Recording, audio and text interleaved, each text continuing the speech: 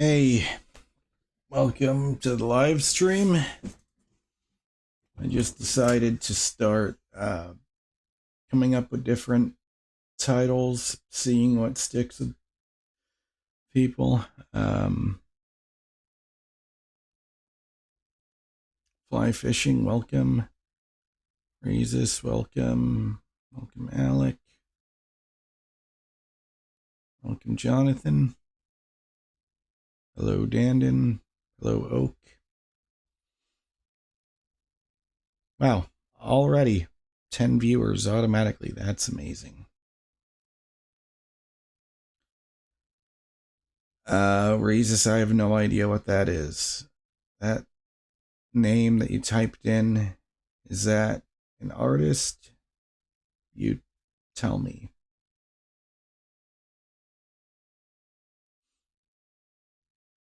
Oh, it's all right if you don't have to stick around for the whole stream, Jonathan. Just as long, and I'm just glad that you're able to be here at all.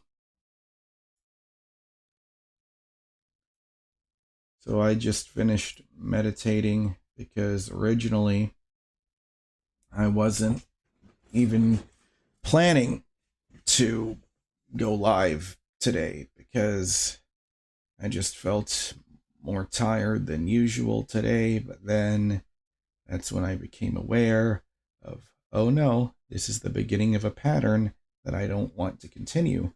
So how do I beat that pattern? By coming up here and first meditating.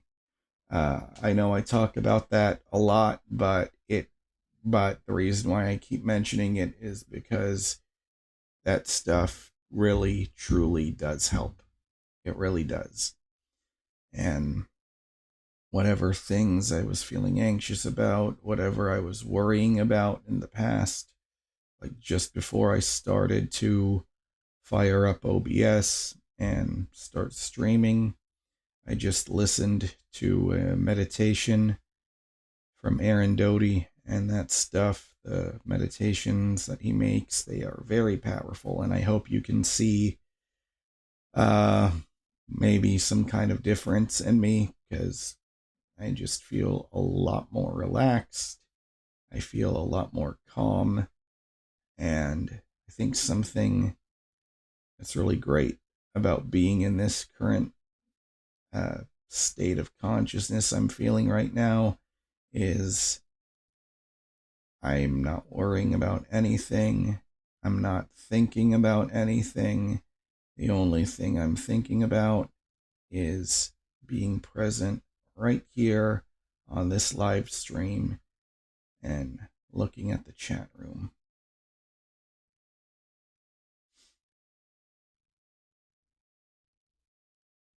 So let me take a look here. Because normally whenever I live stream, I generally start at around noon or 11:30 a.m. But I'm starting to think it might be better off to start more in the mid-afternoon here, because my current time in Texas, it is 5:41 p.m.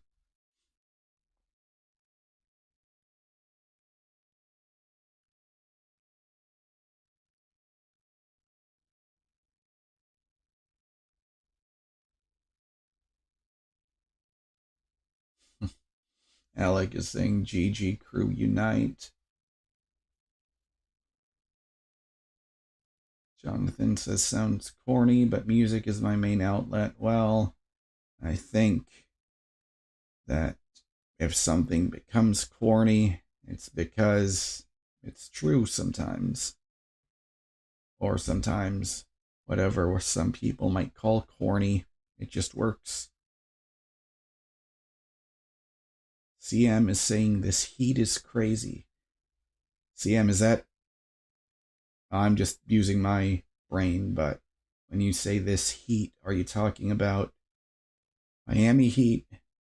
I haven't watched any games. I don't know if they've done any preseason games yet. Jonathan says it's 20 minutes to midnight. Well, right now it is 5:42 p.m. But this is great. I've been live for just about 6 minutes already have 20 people. Part of me is wondering if that has anything to do with looking more into the algorithm and simply finding titles that will most likely bring in more people. Because someone had a suggestion the other day on my previous stream that whenever I want to play a video game or if I'm playing guitar, they said I should just put all that on second channel, kind of like how there was MTV and then there's MTV2. There could be this one, which is just regular Mr. Gaming Guitarist, but it's very funny. The irony is that the stuff that's my namesake, playing games, playing guitar, doesn't bring people in, but if I start over fresh on a different channel and then I start streaming over there, perhaps the algorithm will favor that as my actual gaming and guitar channel, and this channel can maybe be reserved for when I'm just talking to a camera, just bare and simple videos. But at the same time, doesn't mean this is the only thing I want to do, but it seems the algorithm has favored this formula where it's just simply me, my eyeballs looking at the lens and just being me.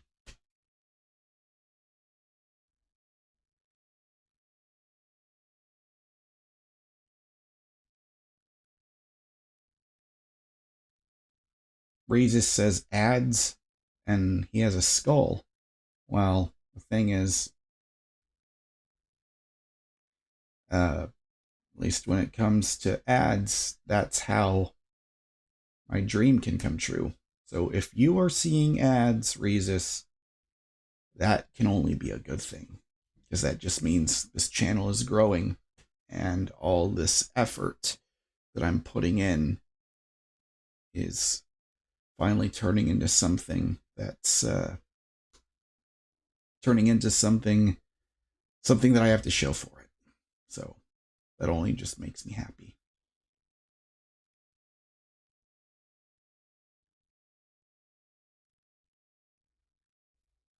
Reza says, what's your opinion on cannabis? It's funny, that's a funny way of spelling it, but for me, because I live in Texas, the only legal things we have here is just CBD, and the only concentration we have is 0.3%. And so for a while, I was taking the CBD gummies, and I was using those as pretty much that replaced the antidepressants that I was on. And I started I quit my antidepressants in 2021. And I think maybe a couple days or a week later, I started taking the gummies to help ease my mind, to help go to sleep. But currently, I'm just trying to see how long I can go without it, because I feel like its purpose has already been fulfilled for me. And I'm thankful that it helped me in the moments when I was depressed. I was able to know what it was like to feel happy. I was able to unlock memories that made me feel happy, that were hidden away, things that I didn't think of for a very long time, because it just helps me stay in a much calmer state. But right now, I haven't had any of them for 2 days, and quite proud of myself for that. But at the same time, I'm not a person that's 100% against it, but everyone's on their own journey.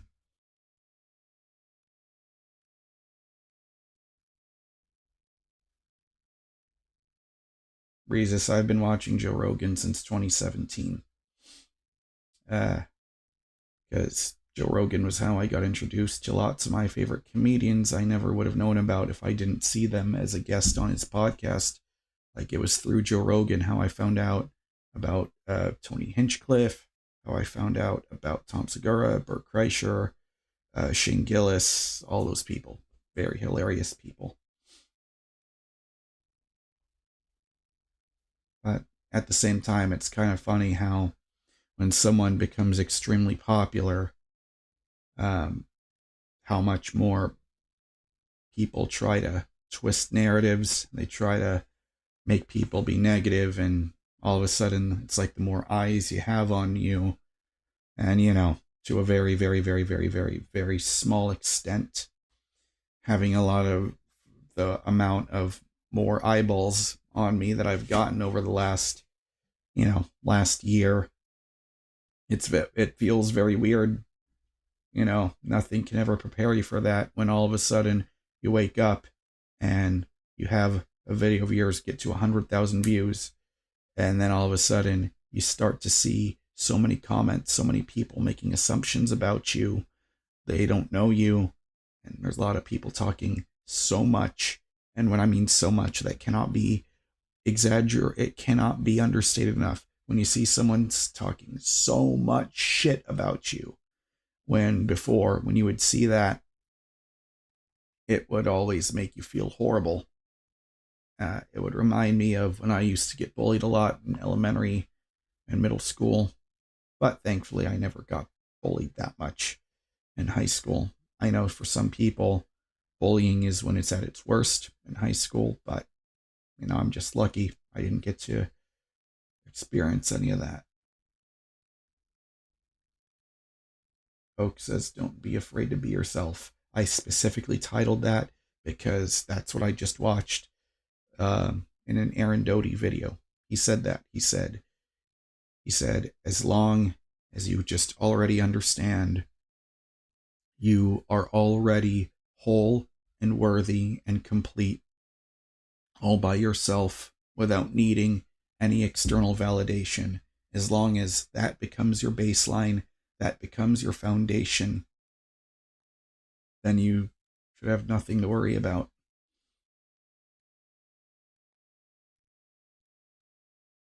Efren, well, I need to go to the club, to go to the comedy club, but fortunately the only place where nearby me is I have to go all the way to downtown Houston. So that is absolutely on the to-do list, but as of this current present moment, that's not something I can do. But I just have to remember, if you want something, this is what I learned from watching Aaron Doty. If you want something, that means you're resisting it. And if you just simply take some very small steps instead of, like what I used to do 2 years ago, if I would just beat myself up because I don't have something there's something on the outside world you wish you had, and you think you're not going to feel complete until you get it. Thankfully, that's all whatever spiritual journey I'm on, that's the number one thing that I've learned. Sawed Off Human is saying I should do more movie and music reactions. Well, I did music reactions back in 2019. But it's funny, I was doing those reactions when it was not popular.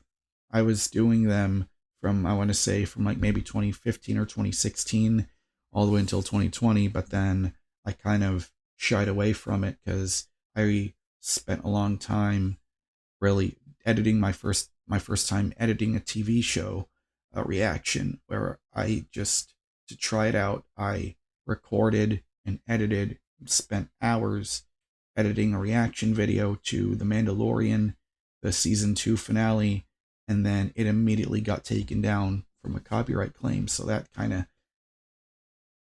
scared me away from doing it. But at the same time, the only way growth happens is in the unknown. And right now, for me, doing movie reactions is definitely an unknown thing. And there is some hesitation there because I'm an extremely small YouTube channel compared to the other people I watch that do reactions, a relatively small but thankfully loyal subscriber base, because every time I do this, there's always people that are here showing up, and of course I'm thankful for all of that. But but I see so many people, and movie reactions is something I see all the time. Like, one of my favorite guys to watch, uh, shout out to Mr. Video. If you've never seen him, he is one of my favorites for sure. Um,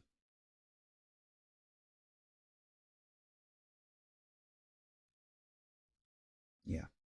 And, there's times where I will feel like a hypocrite because there's times when I don't want to do those things, but I realize the more I the more I stay consistent with this meditation routine, the more often I'll be able to keep going and and it'll just feel more natural to do things that feel unknown to me.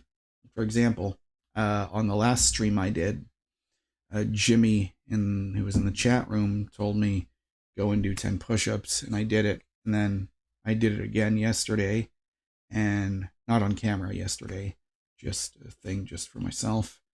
And maybe this is why I feel so much calmer today, because yes, my shoulders, especially around here, around this whole area here and around here, feel extremely sore. And this is only from doing 10 push-ups. I doubt I'm doing the proper form, but it's all the small steps. That's what matters the most.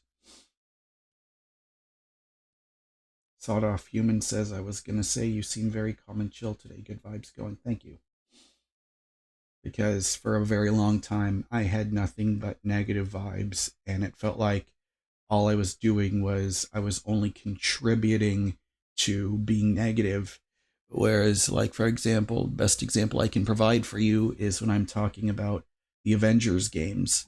Like, that Avengers game that came out that Square Enix had, felt like all I had was rage about it. But this time, whenever something comes out and it's not that good, I can be neutral. I can observe my thoughts, that my emotional state wants to react to it and just be like, no, this sucks. Why did this happen? I hate that, video games, all the corporate publishers, they don't understand what as gamers actually want, blah, blah, blah, blah, blah, blah, blah. But I realized all I was doing, that was just all external validation, because all of a sudden, like, I would feel extreme amounts of joy whenever a video game or a movie or whatever it is, or an album, whatever it was, if that was good, then I would feel good. But if something I was looking forward to wasn't, if I didn't enjoy it, then my whole mood would be ruined. So I feel like the biggest amount of growth that I'm currently making right now is just simply the biggest amount of growth is just learning to observe your thoughts, not let your thoughts dictate your mood. Yeah, exactly, Grimace.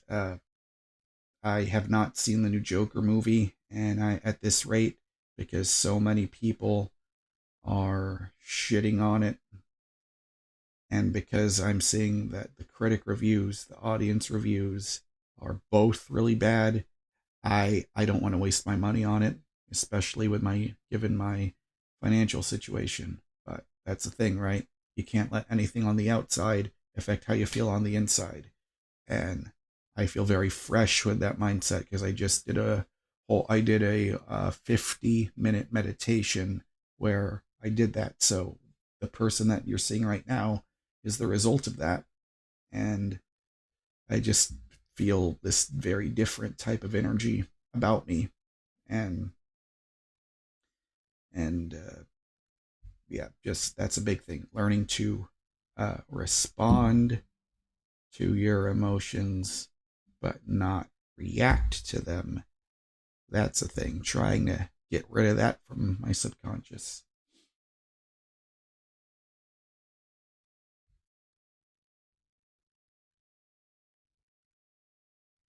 Because that's the thing. Because for me, in my opinion, that first Joker movie was a masterpiece. And so they wanted to experiment, do something completely off the wall, something that people wouldn't have expected. And the thing is, I guess they were thinking, well, we would never plan to make a sequel anyway. So I'm going to do what, so it felt like Todd Phillips, the director and the writers, just decided we're going to make what we want to make, because WB gave us a much bigger budget this time around. Because that's the thing, like the first Joker movie got had a budget of $40 million. And I believe it had something like an $80 million opening weekend box office, whereas Joker Folie à Deux had a $130 million budget, only a $30 million opening weekend box office. So, but I'm glad that us movie fans, movie lovers, all of us as a whole, we get to decide with our wallets, what do we like, what do we not like. And so, yeah, that's what's going on.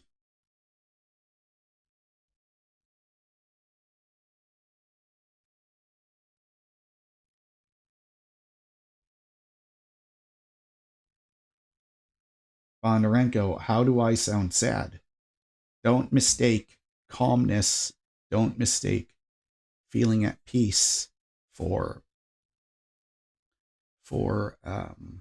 being sad, because that's the thing. That's why I called this live stream Don't Be Afraid to Be Yourself, because this is what I'm learning, and what I'm hammering in to my subconscious day by day as I meditate is that I'm just going to be me. I'm not going to follow trends. I'm going to be more mindful, however, with YouTube, but I don't want to do something simply for the sake of this is very popular. It has to be something I actually want to do. So, I might not be like those stereotypical YouTubers that are extremely high energy, that are constantly yelling and screaming all the time. The person that you're looking at right now is the most ideal version of me right now.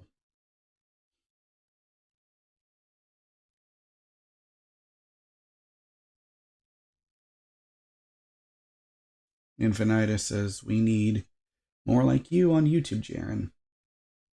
Bondarenko, you're overthinking it, man. You're overthinking it. You shouldn't be worried about me. I'm not sad. I am calm. Big difference.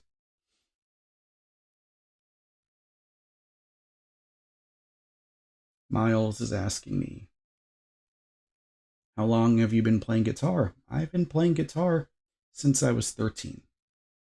Because Siddharth says, keep being like this. That's great. It's a good look. Yeah, I agree. Not only is this a good look, I feel great right now.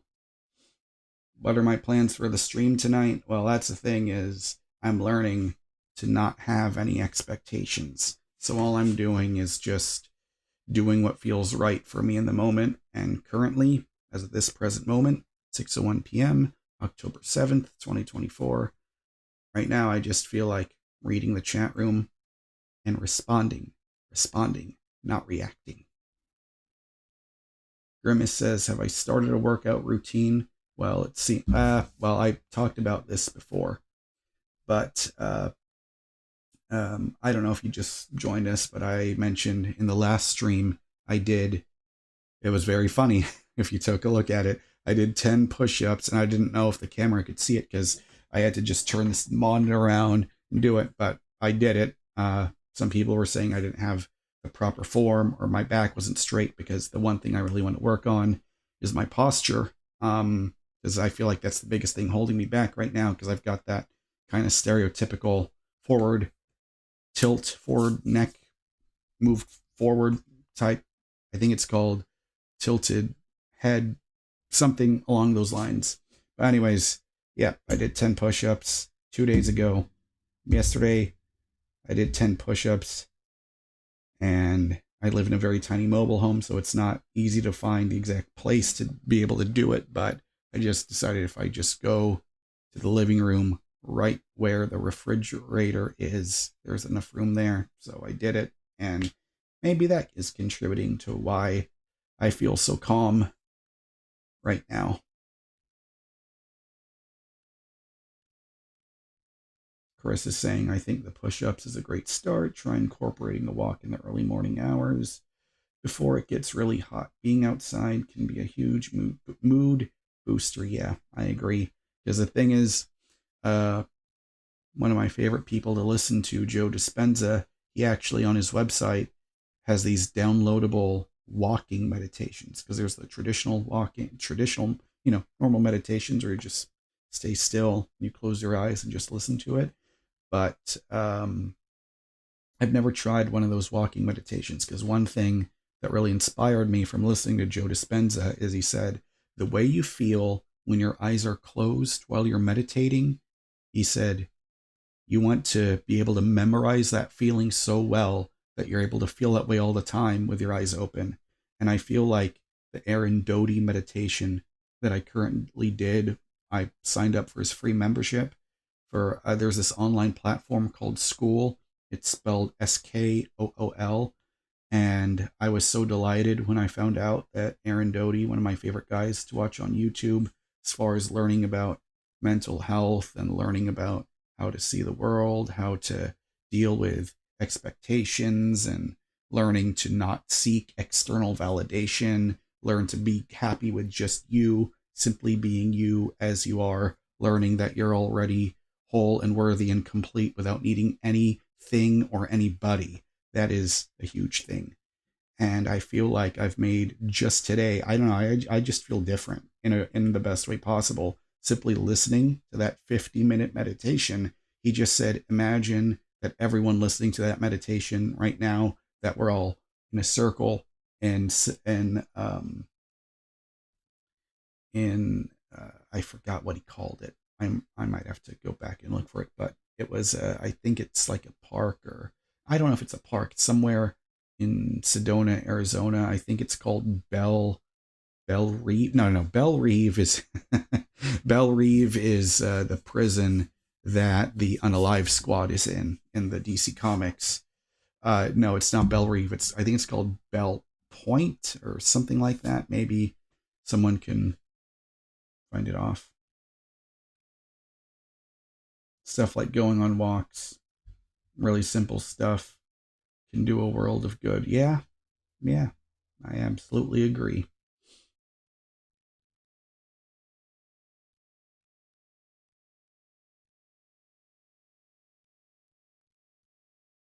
Dr. Barber says, Jaron, I know you're a basketball fan. Don't forget, I'm also a WWE fan. It says, have you been paying any attention to the Houston Texans? CJ Stroud is going off. Yeah, so on YouTube, the highlights get recommended to me for the different Texans games, because I even remember before the NFL season began, I was eating at Chili's, and the waiter over there was telling me, because we were talking about the NBA, he thinks the Rockets might be doing pretty good, but he's telling me he sees a bright future for the Texans. That's what he's telling me, and he was telling me about that name, CJ Stroud, but me not knowing anything about football or American football, for all our international viewers, especially our guys over in, especially the guys and gals that are watching me over in Europe and the UK, I'll just say American football. The only thing I know about it to follow along is think about it like a video game. That yellow line, when they pass through it, you look at that as a checkpoint, and you have to keep doing that until you reach the end, and it's a touchdown, and then you can kick the ball to get to a field goal, and I believe that's called, or that's the kick. I think it's like I don't know how many yards it is, but the thing that really amazes me though about the NFL is, like, for us, for the people that watch it on TV, because I just felt like, because because basketball is a part of me, because I've been watching it since childhood, but took a very long break, and then the Last Dance documentary about the 90s Bulls brought me back. But I'm starting to learn very little by little more and more about American football. But, seeing the Texans doing well, seeing the Astros, I don't know what how the Astros are like right now, but they seem to be doing pretty good. Um, Grimace says Jaren has an international audience. Yeah, it's pretty cool. AGG is telling me you seem super calm. That's great. You know, it's funny though. I remember before saying, how would it feel like if I did, if I tried to talk like Kevin Conroy? Rest in peace, Kevin Conroy, the greatest Batman ever. I feel like it will, no one before or since will ever be a better Batman than Kevin Conroy. But I kind of like said it jokingly that if I spoke in a lower register, that I would be able to be, I could, if I sounded more like Kevin Conroy, I would end up having a happier life and it would end up taking me more doing stuff I actually want to be doing. And yet, the funny thing is, after doing that meditation, I feel like I'm naturally, and and it doesn't feel forced. It feels like my tone of voice right now is in a much lower register than it is normally. And I think that's just a result of a very successful meditation making me feel extremely calm.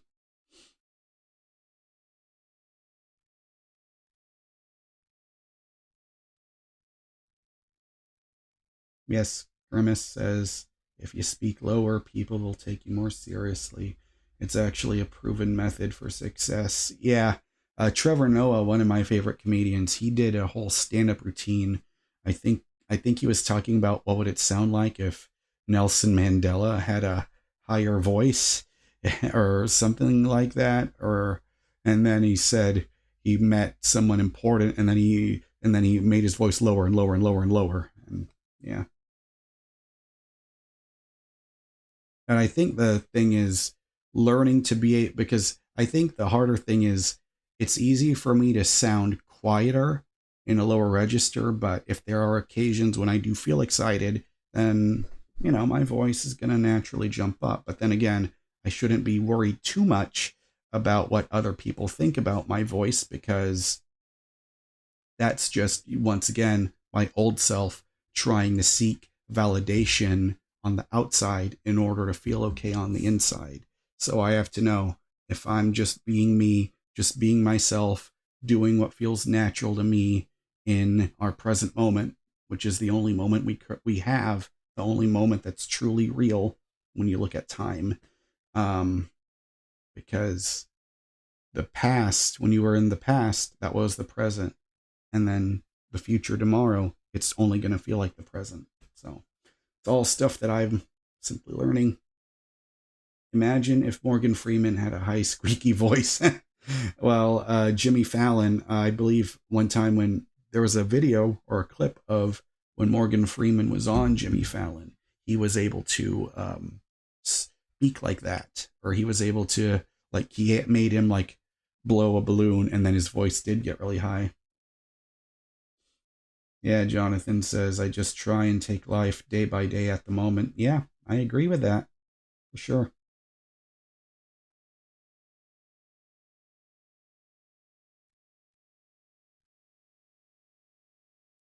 Horse Cow Gaming says, what is your favorite style of guitar? Tele, Strat, or Flying V? Well, for me, that has to be the Strat, of course, because, I mean, my very first guitar, or first electric guitar, I should say, was a Strat copy. And funnily enough, though, the Flying V I find to be way more comfortable than the Explorer, because the neck stays at the same angle as you are standing up.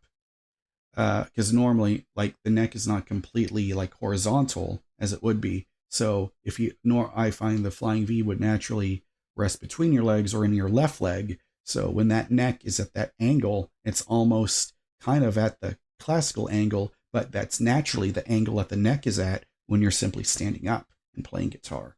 So I feel like when you have the neck the same way when you're sitting down as when you're standing up, that helps your muscle memory, or at least in my experience, it does. Because the thing is, uh, and by the way, guys, yesterday was the 4th anniversary of the death of Eddie Van Halen. So I was I have to thank technology because they used AI to upscale very old footage of a Van Halen concert from 1978, and they were able to restore it. Uh, it's not 100% perfect, but if you saw the original footage, you could barely see what was going on. But they took that soundboard recording, and it was amazing because I never got to see. I didn't even know there was even like live footage around when Van Halen was on their tour for that first album. So seeing Eddie with the Frankenstein guitar when it was just black and white with the black pickguard, no Floyd Rose, was amazing. And seeing him improvise his way, seeing him change the solos just a little tiny bit was absolutely incredible.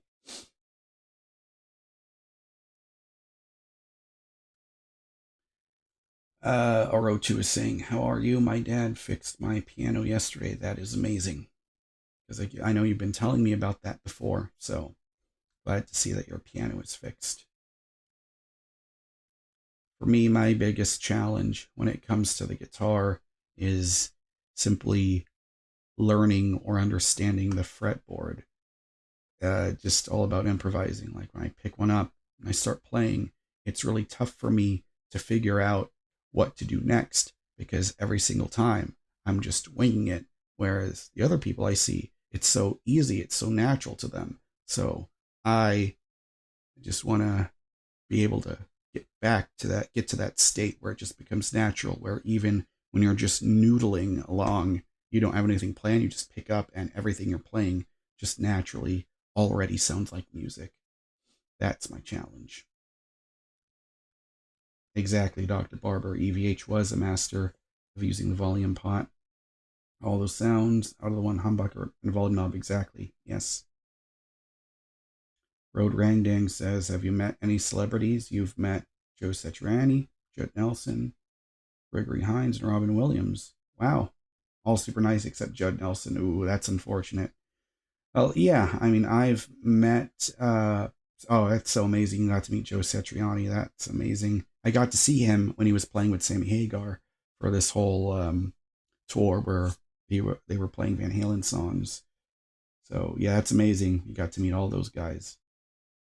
I guess the famous people that I got to meet, or as far as guitar players or musicians, is I went to a Nita Strauss and Angel Vivaldi concert. It was at a bar, and there was a long line we had to wait, and it was really cool. I was right in the front, so I got to be right there, dead center. Got to see every note Nita Strauss was playing, every note Angel Vivaldi was playing, and at the end, I got to shake their hand and I got to take a photo with them. So that was really cool. And I remember when I shook their hands, because I've seen like videos of Nita Strauss playing for a while, but I didn't even know about Angel Vivaldi until the concert. And so and the fact that he was playing a Charvel and had his own signature, he had a 7-string signature Charvel guitar, that immediately gave me attention. It's like, oh, he plays Charvel, he's got good taste. And I was blown away by his playing. Like, he was doing this thing where he was only playing with one hand and then shaking everyone's hand while playing guitar with one hand, doing like this. And he was shaking I got to shake his hand while he was playing guitar with the left hand. That was so cool. And the fact that both Nita and Angel are such incredible players, that everything they were playing, it's just so effortless, so natural. And yet, for me, it's like breaking my brain. How the fuck do you even play guitar like that? Oh, you know what? Hey, I feel like I'm doing an amazing job if I didn't do my first F-bomb until like 39 minutes in. Progress.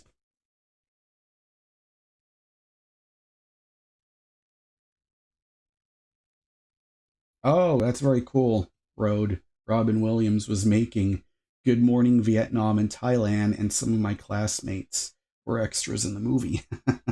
That's amazing. You know what? Good Morning Vietnam could be a movie I could do a reaction to. Because but I think what I could do just to get into the rhythm of being used to doing it is, I think what I would want to do is I would want to make videos of me first, just record them so that I got the recordings down, and then, step by step slowly learn where to edit them.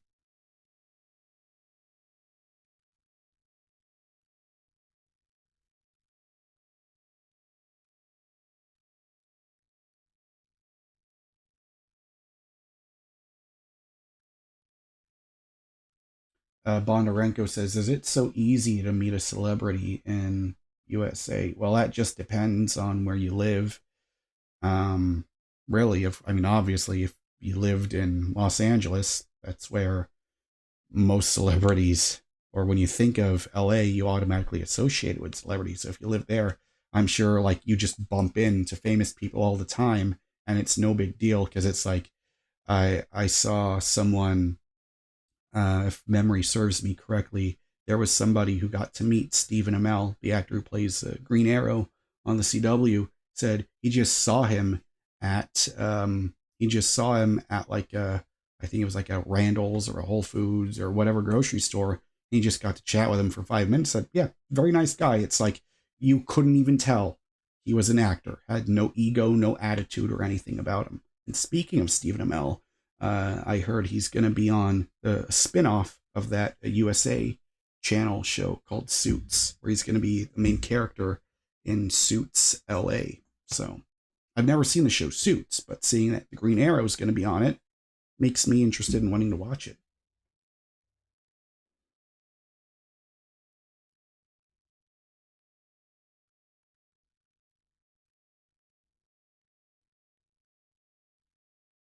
Rhodes says, Joe Satriani told me to get good at guitar playing. You have to sing while playing, even though he's a terrible singer. I've heard, if you ever listen to his, I believe it was his second album, it's called Flying in a Blue Dream. When you listen to that album, there are some songs where he's singing on it, and it's funny that he himself said he's a bad singer because it's like, he doesn't have a very big range, but the fact that you could still sing and play guitar is an amazing accomplishment all by itself. And that's something that, I haven't really sung in a while. Sid Harth says, 40 people watching. Bondarenko says, imagine meeting Madonna at a grocery store. Something tells me that Madonna does not buy her own groceries.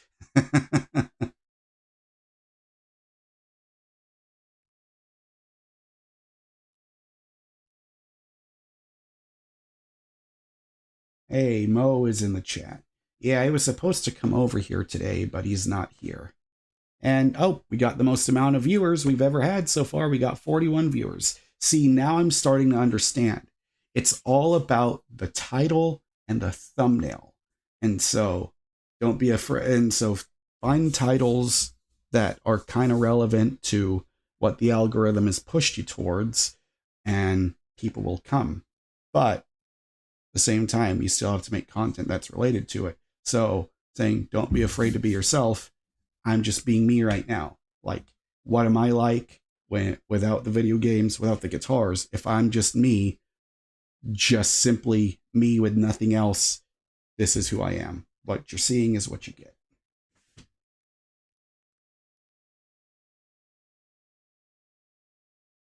Yeah, Dandon, I know you told me that 4 months ago, but I think the stubbornness that I did have finally, it's going away slowly but surely.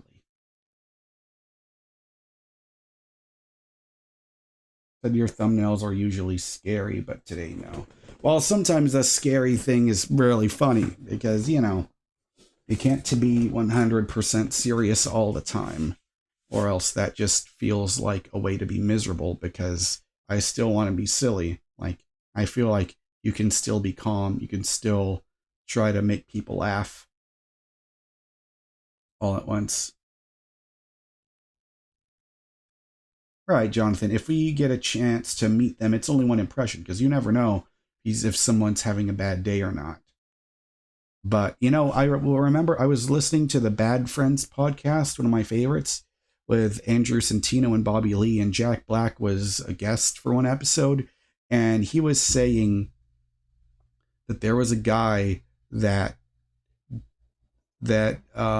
he had to go somewhere, but someone wanted to really talk to him, and there was someone really excited that he had to meet them, And at first, Jack said, the split second, he said he wanted to go because he was feeling tired. But then he thought, what if simply me talking to someone who's a fan can just, it can make their day? He said, why would I deny somebody that experience? So he was about to leave, walk away, but then he went back and just chatted with that guy for 5 minutes. And that's how I know Jack Black is a real one, as the kids these days would say.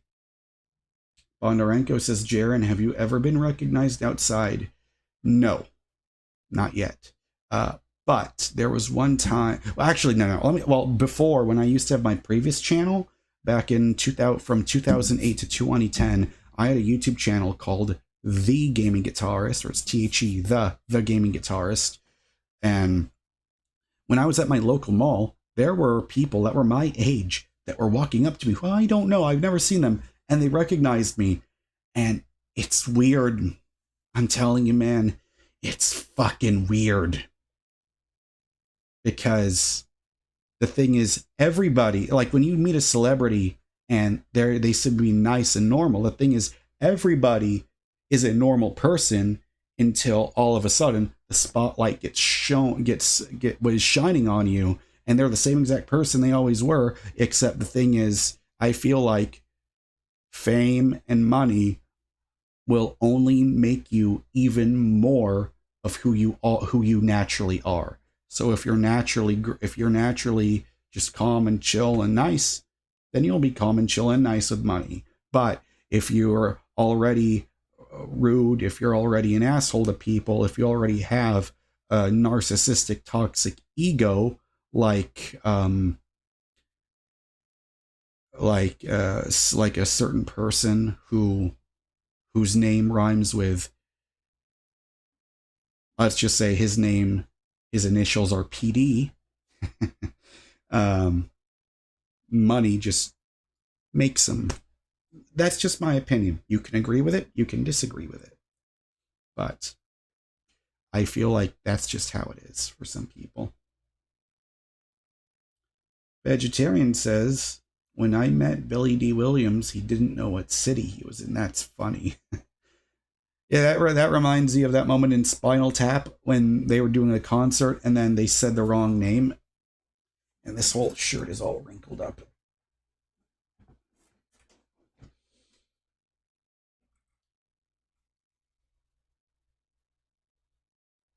Apple Bottom says, I hope you're having a good day, Jaren. You're a real one too, as the kids say.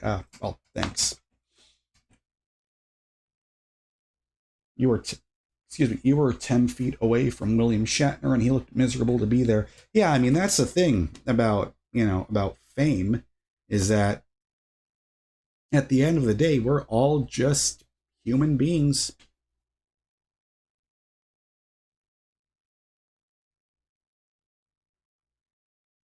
Billy D turned to the guy he was with and said, where are we again?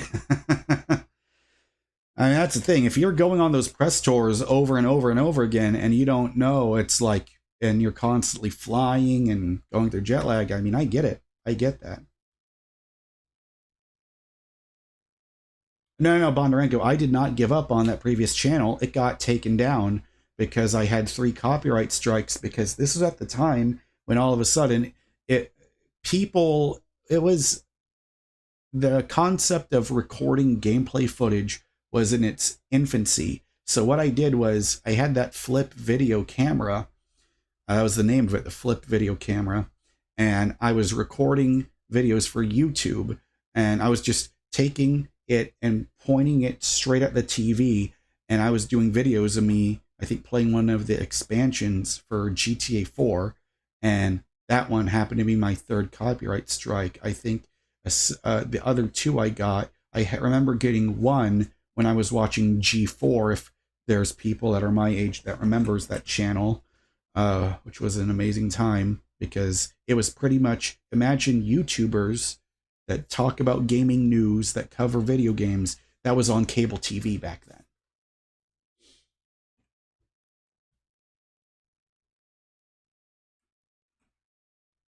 Jaren's calmness is really nice today. I like this, Jaren. Thanks. I like this version of Jaren too.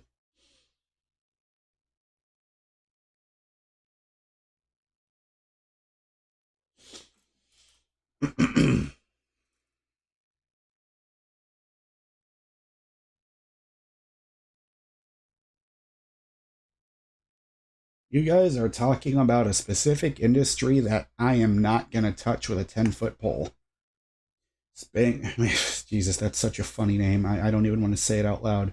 But who do you think will win the NBA championship this season? You know, as much as I'd like to see a different team do it, it would not surprise me if the Celtics won back to back because they didn't have any major lineup changes, and that team is so stacked right now. But but I think that the Thunder, since the Thunder ended up getting Alex Caruso, I feel like they're going to be leveling up a lot this season.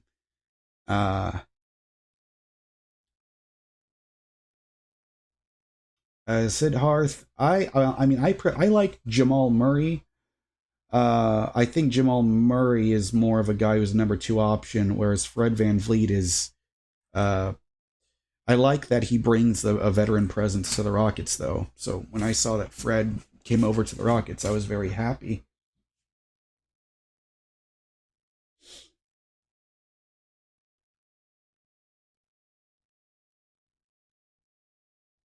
Sunny Man is saying hello. Need advice. How do you handle awkward conversations? Well,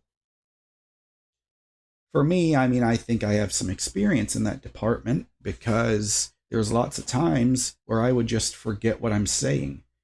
And I don't want to jinx myself, but thankfully, I haven't had a moment yet where I have lost my train of thought. But I think if you're having awkward conversations, you have to understand it's not the end of the world. And especially if you're meeting someone for the first time or a person you don't know very well, you just have to learn to stay calm, breathe in and out, because sometimes I feel like being awkward is simply a result of being way too much in your head. Take it from me. That's all I am, or all I was, I should say. And hopefully you can see, because I feel like I've made a shit ton of progress, even just now, over the last hour. Because I was feeling very, like, I haven't felt this level of calm that you're seeing from me in a very, very long time.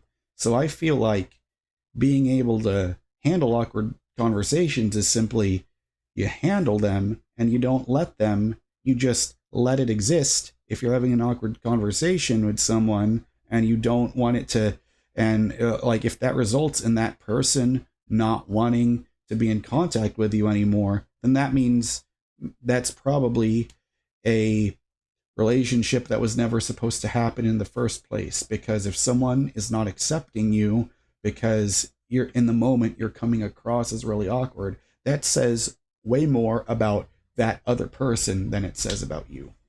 I think I've answered that question.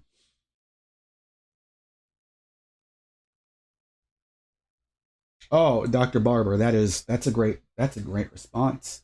Dr. Barber says asking questions and giving them opportunities to talk about themselves and their lives helps. Yeah, exactly. Because here's the funny thing: everybody, and believe me, because I'm one of those people, everyone knows, everyone loves to talk about themselves, and if they don't, then that's simply a lie. Sunny Man says that is good advice. Thank you, sir. You're very welcome, sir. Some part of me felt a lot like Alfred back there talking to Bruce. That is good advice. You're welcome, sir. Okay, I was trying to sound British there. I don't know what the hell that turned into. Yes, vegetarian. Ask what they do for fun. Very good. I agree with that. That sounds great. Yes, it does feel good to be clear-headed.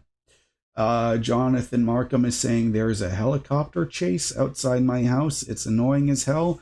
Well, it's a big reason why I like the having headphones on, because I live where I am, you're hearing some loud, you could hear some loud noises outside. That's why I keep these on, so I stay in and I stay focused and I don't let my mind wander off to other places.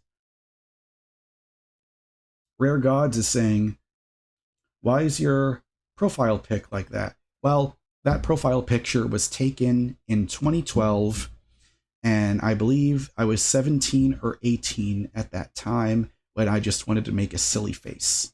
And it's never been changed for like, for 12 years now, which is kind of funny.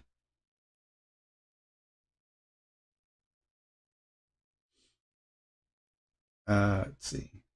Yeah, yeah. Lies, tricks, I agree. Asking questions is great. Gives you an opportunity to follow up with your own contribution. Yeah. This is all some good stuff. We need a more calm and professional pick. Now, yeah, I agree. I agree with you. I agree. Doyle says, Live to Rise is such a good song. Yeah, yeah. And fun fact, Live to Rise, that song is that planted the seeds for Chris Cornell being my favorite singer of all time, because 2012 is when I started to become a giant Soundgarden fan, and it was through there when I became, because I just first heard it because I remember that Chris Cornell, my first ever exposure to Chris Cornell was when he sang the theme song to the Bond movie Casino Royale, and then I heard about Audio Slave a little bit after that, but didn't pay too much attention. But then everything changed. Let's just say my life changed forever when I heard that song Live to Rise during the credits of that first Avengers movie. And you see, that's how your passions can interconnect. Because I loved Marvel, and then it was through Marvel when I learned about Soundgarden, and that's when Soundgarden is now one of my favorite bands of all time. Chris Cornell, my favorite singer ever. And it's just a shame that he unalived himself, because I was absolutely devastated when he passed away, and I didn't even know him, so I couldn't even imagine the devastation that his friends, his family, his bandmates, all the people that knew him went through.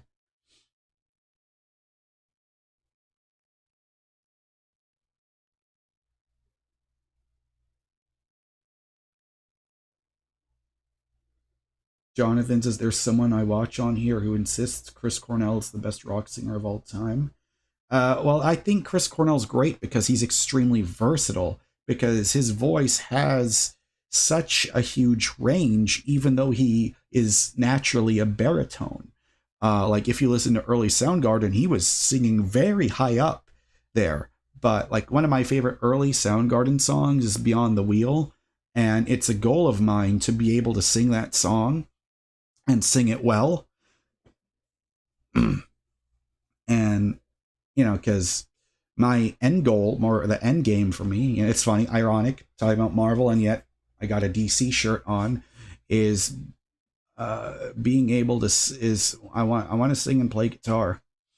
Yeah, that's the thing. His cover of Day in the Life was outstanding. Oh yes, absolutely agreed. Road is saying, I love following your channel and other music channels, as none of my friends play guitar or violin. Nice to talk about playing guitar and music in general. Lies Trick says, take care, dude. Hey, thanks for watching the stream.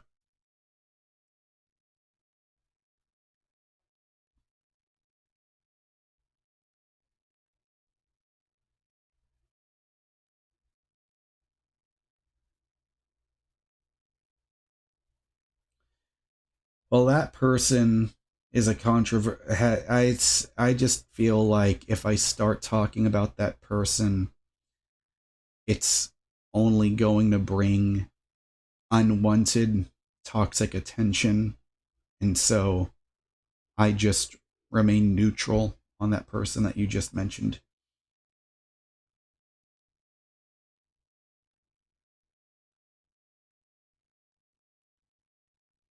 Vegetarian says, a little upset. I missed Deicide on tour. They played 300 miles from you. Who is Deicide? I've never heard of them.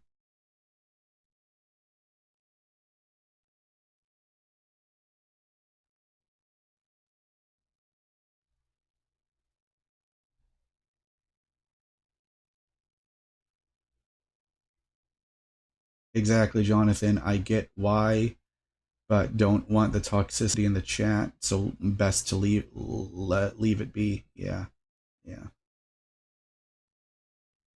Because there are a lot of those who shall not be named, where I guarantee you, if I made a video talking about those who shall not be named, I would probably get shitloads more subscribers or shitloads more viewers. But that feels unnatural to me, and on it, quite to be honest with you, if I did reaction videos to those people, I feel like it would turn my community into,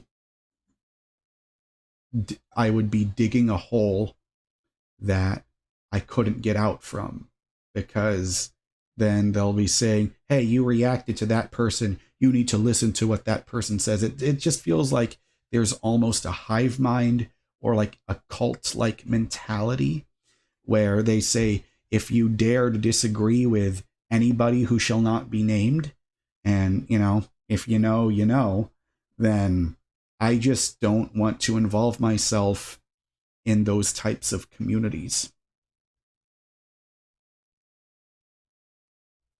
Especially that person.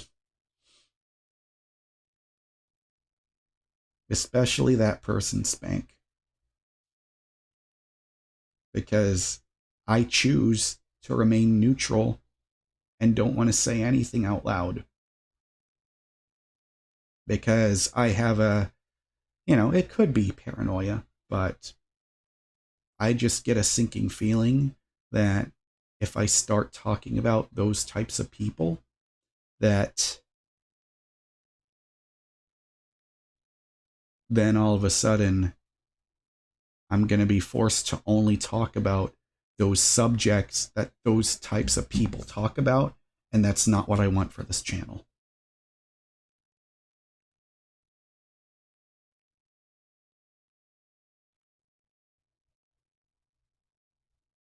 And I have a feeling that uh, who's better, Clyde Drexler or Vince Carter?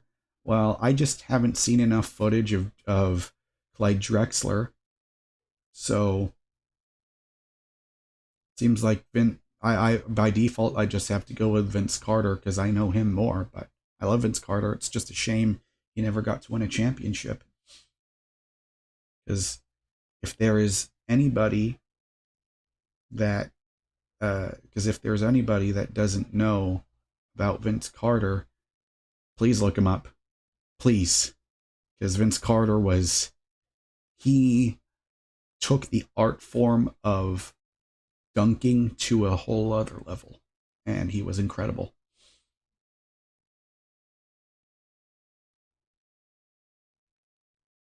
Oh, that's very cool.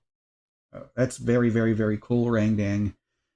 I'm a little obsessed with Joe. It says obsessed with Joe Satriani, but when he did the super colossal CD signing at a guitar store, we lined up outside and we saw him drive up in his black SUV all alone. That's cool.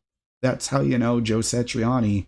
He's not a guy that cares about all the money, all the power, and having all these fancy drivers, having assistants, and all that stuff. Because every time I see footage of Joe Satriani, he just seems like the most natural, most down to earth person. Like when you look at if all the interview footage I've seen of him, he just proves one more. He's just a guy. Clyde Drexler could dunk like crazy too. I haven't seen a ton of footage of it. I heard about that he nearly beat MJ. I remember, I think it was he had a game against him where when Jordan was with the Wizards, right?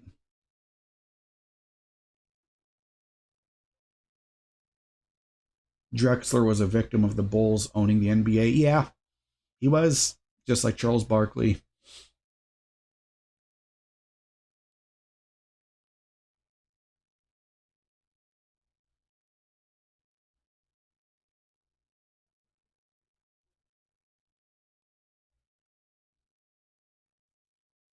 I did go to a Rockets game when I was very young, when I was about maybe 4 years old, but I just don't really remember much of it. A free throw line dunk in game. Wow.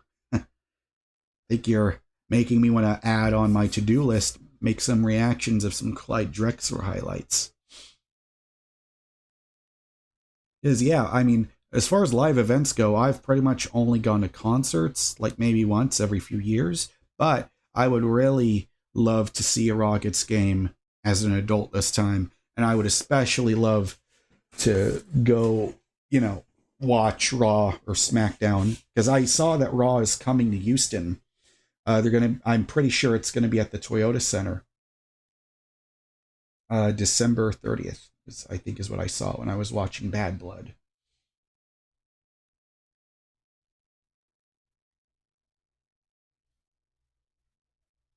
But you see, I can already feel the difference.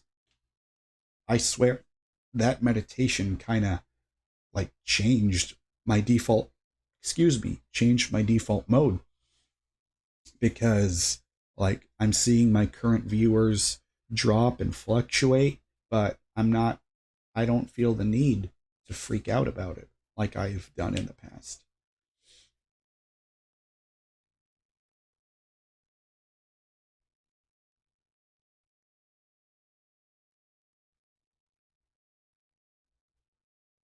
Jonathan says happy on Boxing Day. Boxing Day, that would be the 26th, right? I'm pretty sure it is. I think I remember seeing that, the 26th. And I'm seeing something here on my Discord. I don't know what it is. Oh, okay, it's nothing.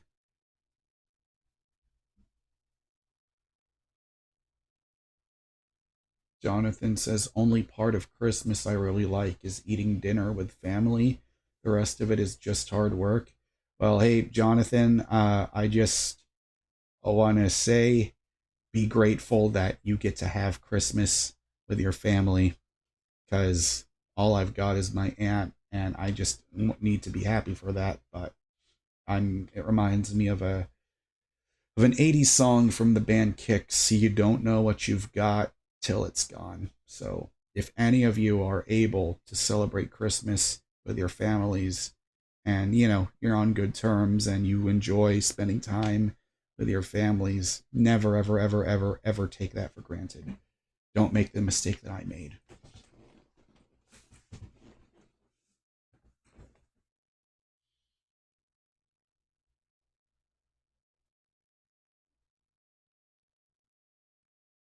Dr. Barber says first two jobs I ever had were at a grocery store.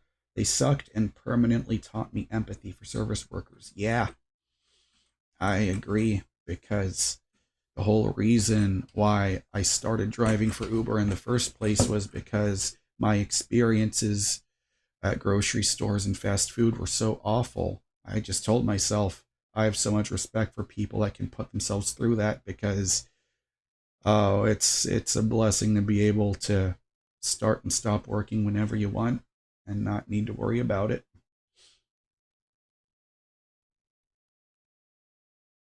But I'm just grateful that my current time that's away from Uber, that's outside of my control, I'm just really happy that I get to be here and I get to stay and I get to have a chance to be consistent on YouTube again.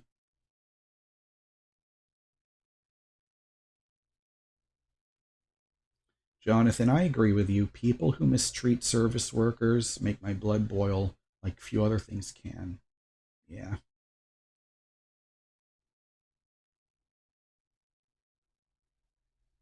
Yeah, Jonathan, that's the thing. The worst are the ones who upload themselves doing it and think it will somehow make them look good. Yeah, there's just that's something about humanity, is sometimes they just want to film themselves starting some shit with service workers. They think it's going to make them look good, when really all they're doing is shining a spotlight on how much of a jerk those people, the person filming, is. Like, why would you want to film that? Just why? Just so you think you'll go viral and make 100,000 views overnight or some crazy shit like that? It's like I really wish I could take those people and ask them, what is your intention? What is your reasoning? What is your goal what do you think your goal is by doing that? Like, it doesn't do you any good. It doesn't do the service workers any good. It's like, why are you trying to put a spotlight shining on negativity when the world already has way too much of it? Because trust me, I know, because I was one of those negative people. There was a person making a McDonald's worker's life hell because they wouldn't give her some food for her dog. Yeah, that sucks. Yeah. The amount of entitlement is unfortunately very rampant. Orotu says, today I bagged a plastic silverware box in a bag and put it in a small cart, and the lady sighed and moved it to the bottom of the cart.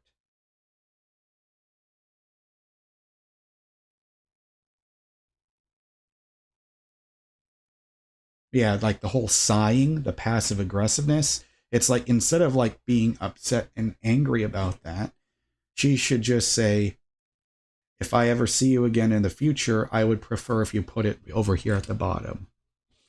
That would be a better way to handle it, instead of just doing and then moving it like that.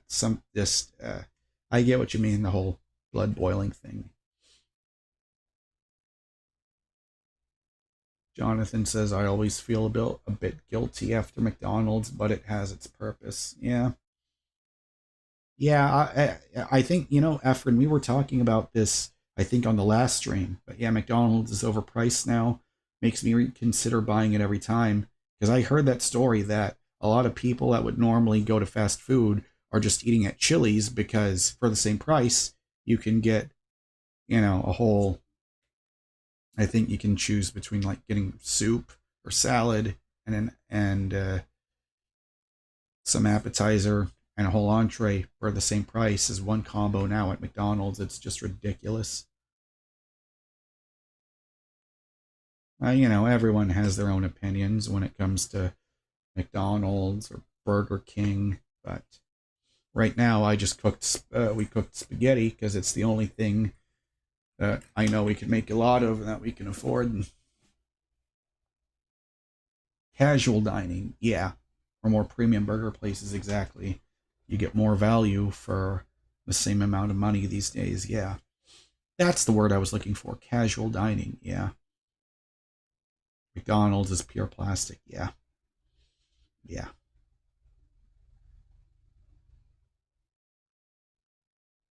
Roju says he stopped going to fast food except for getting pizza sometimes for rewarding myself. Yeah. Yeah, I agree with that.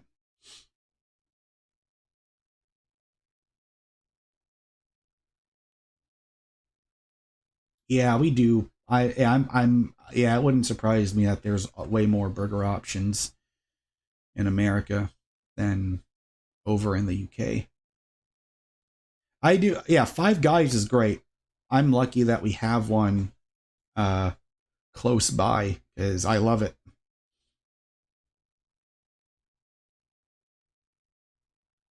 Yeah, the Burger King wraps are some of the worst things ever.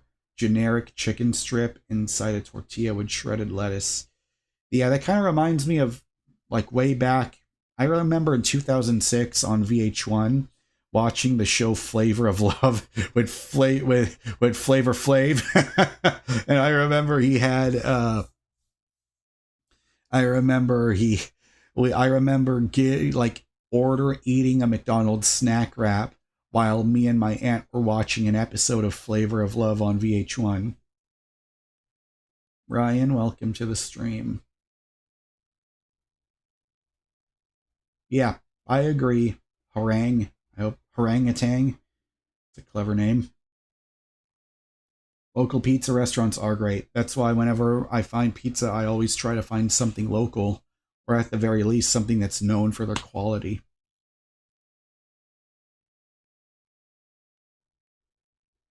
Yeah, the fast food work. Is that what you're saying? Yeah, the fast food workers are bitter, mistreated people. I know, because I was bitter and mistreated when I was working at fast food. Believe me, I know. I mean, hell, I was only there for 1 month before I couldn't stand it anymore. They said, your performance is so bad, we're only going to let you work 1 day a week. And they said, we have to put you back into training. And it's like, just, oh, it was, that's how I knew never again when it came to fast food.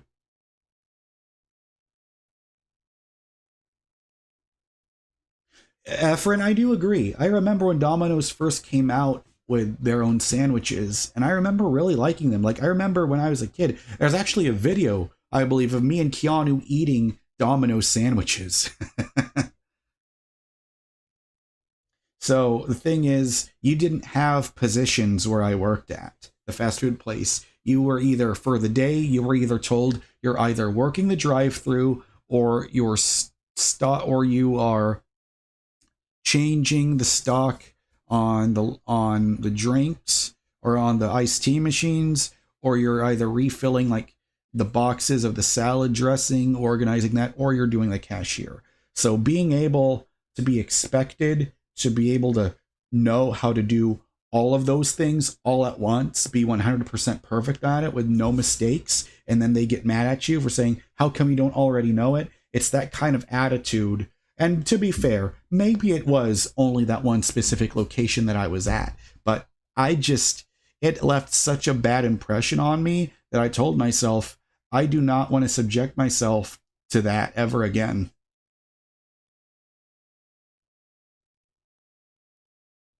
Dr. Barber said, I remember being in Taco Bell once and watching this guy just absolutely lose his shit over some sour cream on a taco. It's like, yeah, exactly. Chill. It's like, there are so much more things that would be better worth using up your anger for than for fucking Taco Bell. Like, Taco Bell is already like the most bare minimum edible thing for a human with all the chemically treated artificial ingredients, and you're going to get upset that your slop that they dare to call ground beef has the sour cream on it. It's like, how horrible was that guy's day? Or how horrible was that girl's day? Like, how horrible was that human being's day? That's the pure root of it. Because I'm sure if you took a look at what that person went through for that day, that they must have been going through something horrific in order to lose their shit that much for some fucking sour cream. Because I'm not a sour cream fan. Every time, whenever I order from Taco Bell, I always request take the sour cream off. And if they don't take it off, it's like, whatever. You know, I'm not going to let that ruin my day. That's the biggest thing that I'm learning. You cannot let the outside affect. You cannot let the outside world affect your inner reality, but for so many people, they start to believe that how they that nothing can change. And trust me, because I was one of those people for a very, very, very, very, very long time. But then all of a sudden, once I start to feel good on the inside, like for example, I feel so clear-headed right now. I was able to come up with a title and, find a thumbnail I had, and I feel like the amount of chat interaction is really good. The consistency among the viewer count is doing really good. So that's the thing. It's like, when you're feeling good on the inside, good things happen on the outside. When you're feeling really bad on the inside, really bad things will... I'm sorry, when you're feeling really bad on the inside, then bad things happen on the outside. Because that's why I remember this Henry Ford quote where he said, if you think you can or you think you can't, you're correct. Grimace says Taco Bell is your favorite American food. I mean, yeah, there's moments and times for all things, but it becomes a problem if the majority of your diet is only consisting of fast food.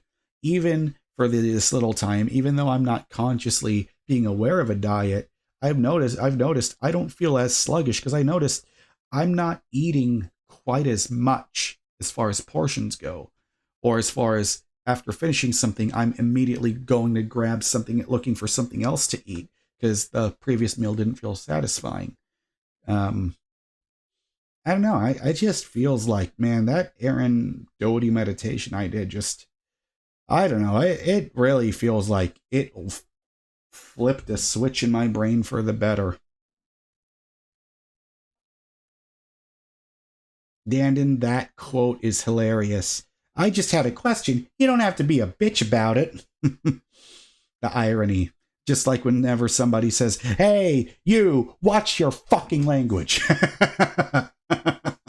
Those things always make me laugh. Orochu says, how do you feel about ordering food? I ordered some summer sausages and cheese online. Grimace says, Jaron, would you consider being a vegetarian one day? Well, no.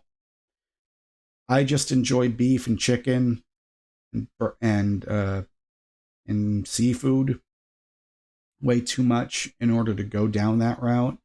But I will say, my friend Keanu, he has been a vegetarian, or no, I should say pescatarian. He's been a pescatarian since 2008, and it has been working great for him because I'm pretty sure now because like his whole, subconscious digestive system is so used to not eating meat that I'm sure if he tried to eat meat again now, I don't know if it might make him sick or something. I don't know.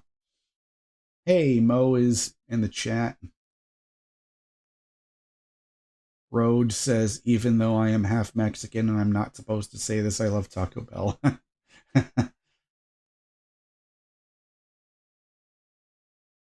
Dandon says, Taco Bell's only good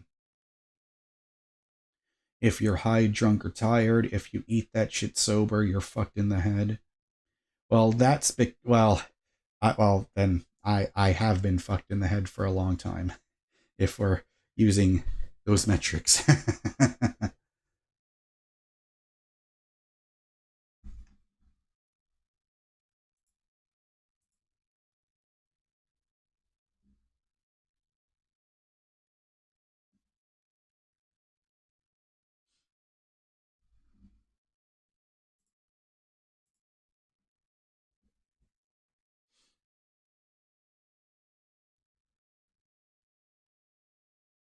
I should look up the Red Baron Mexican Pizza. Just got one on sale for $3. Huh. Grimace, that is funny. Said Taco Bell is actually incredible. With post-sex cigarette. Great combo.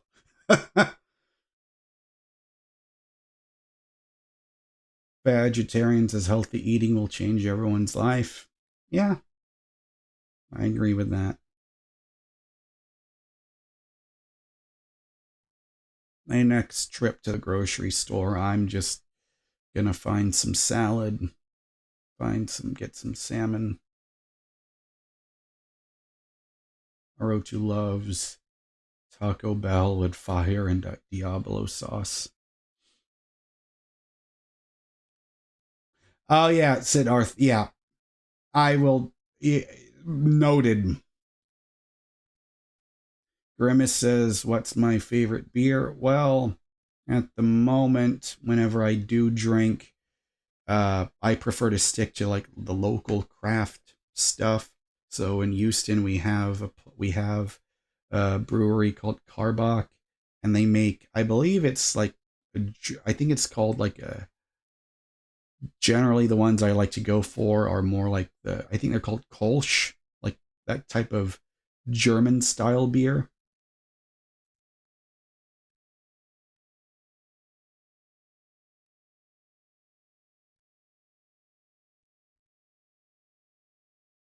Preston Tucker, the only safe way I feel like answering that question is saying I'm in I am in Houston. Or I should say Houston-ish.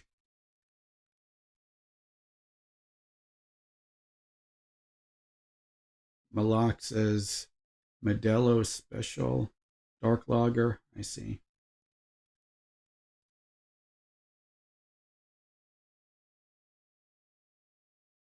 Grimace, you're funny.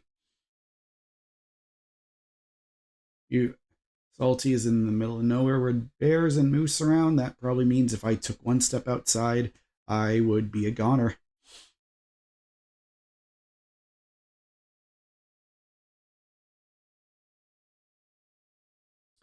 RO2, Monster Energy Alcohol. Monster and alcohol just sounds like two things that shouldn't go together in the same sentence.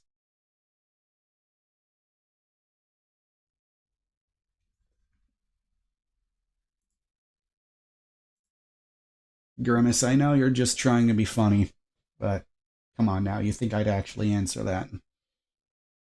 Oh shit, Salty says we had an outbreak of bears this summer. They don't attack often.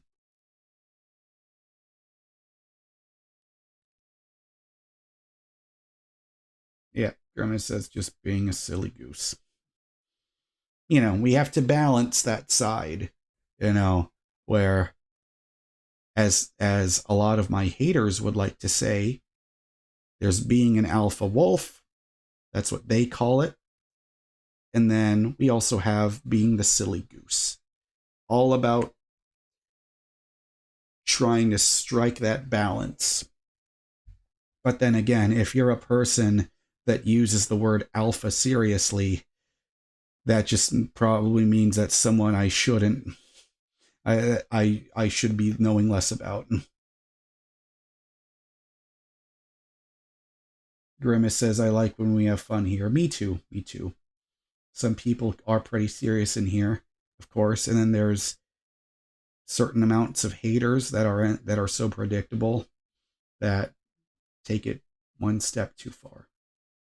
Yeah, exactly, Jonathan. The problem is it's hard sometimes telling the idiots apart from the jokesters when you can only see text. Yes, yes, yes, I agree. That's why when there's people that appear to be jerks at first, and then before when I would take them seriously at their word, and then they would just say, chill out, bro, but it's just, eh. Well, Jonathan, we've seen about maybe 2 haters so far, but thankfully the ratio has been pretty good so far.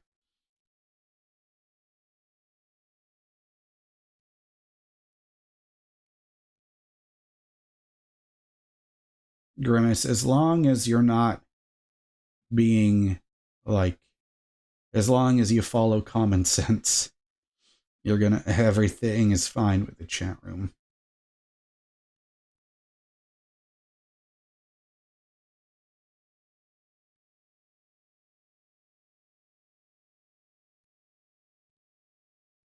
Preston says, you look like you're doing better now these days. Yeah, I definitely feel better. Of course, there's times when I get angry, but that's just when I let my old self take over instead of letting, and when my higher self wasn't in control.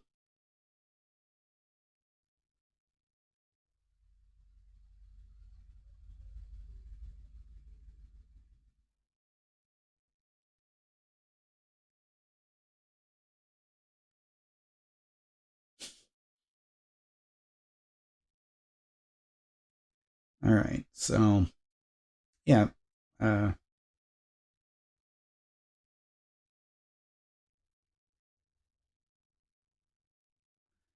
know, that's a good practice, not getting mad when your dog barks.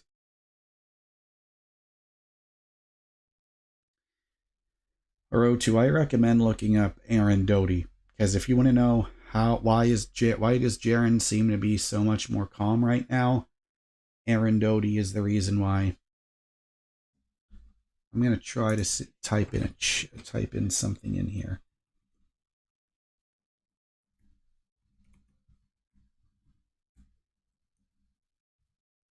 Or just look it up here. Aaron Just search for him.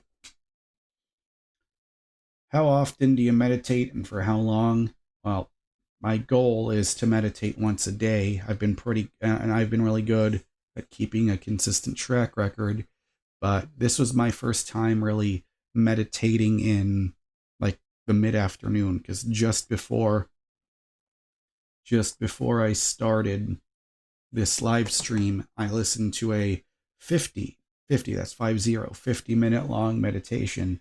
And so whatever changes that you might be seeing within me, if I'm not my usual anxious, reactive, emotional self, that will probably be because of a result of that. Vegetarian says, have a question. You ever find yourself in a video game that you find super hard and cannot get better at? Very easy. Anything that's made by From Software.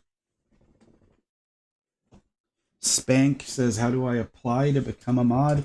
Well, just keep sticking around for a while, and then maybe a couple days. If I've learned that, you can be trusted, then you can be a mod. AC, do you notice immediate benefits from meditation? Absolutely. Absolutely I am. No, there's nothing to get paid for being a mod. It's just a thing where I go in my settings and I can make someone a mod, and that just means you can delete messages from people that are being assholes in the chat room.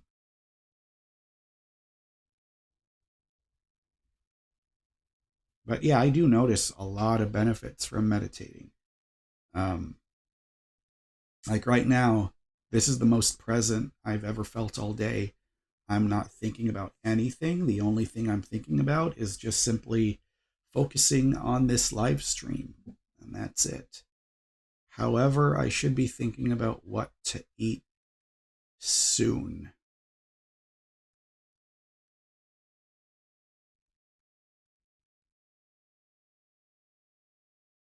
Of course, they do it for free. Yeah, I'm going to type his name again. Look up Arundhati and go through his most popular videos. AC.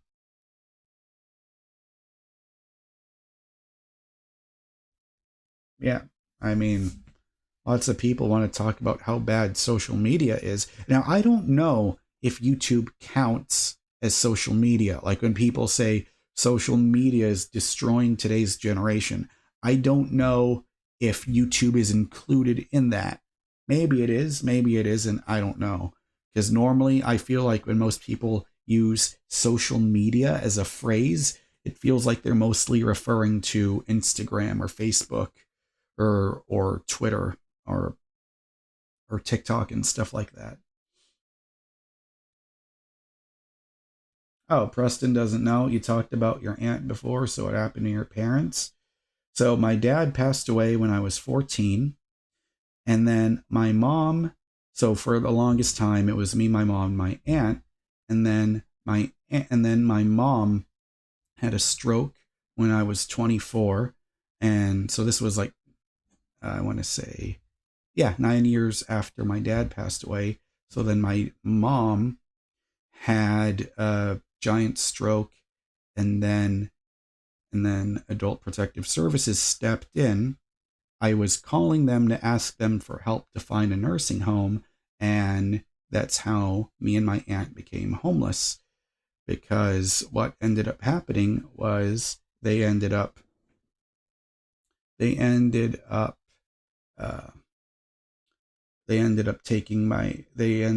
oh shit. You know what? I think I figured it out.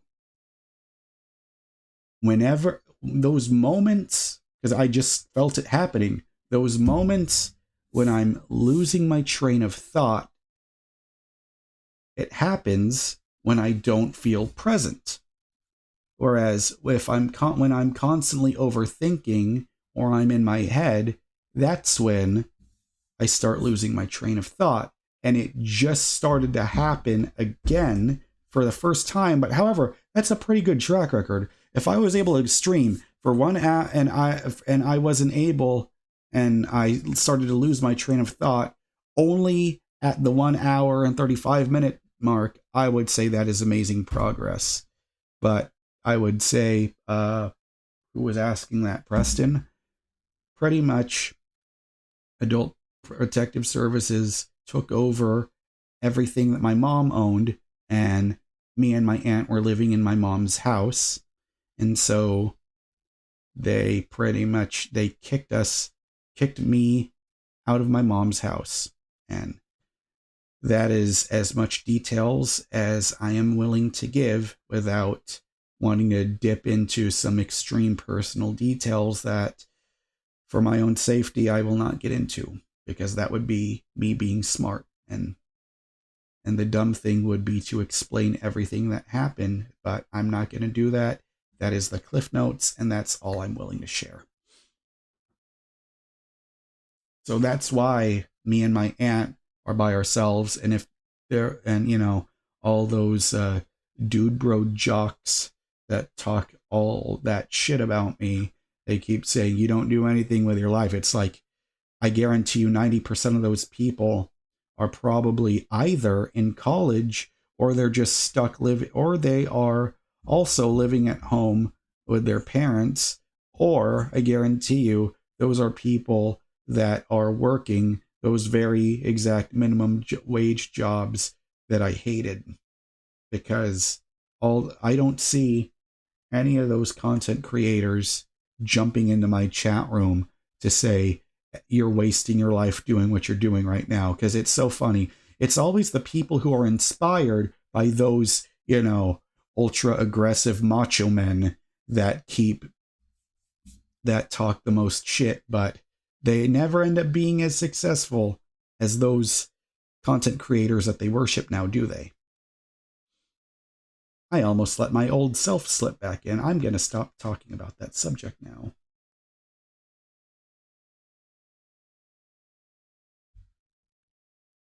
Well, Spank, you are one of the very, very, very few ones who is in this chat room that is not a jerk.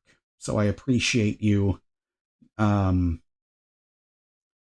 being a good, I guess, diplomat for that community. It's not, shouldn't even be calling it a community.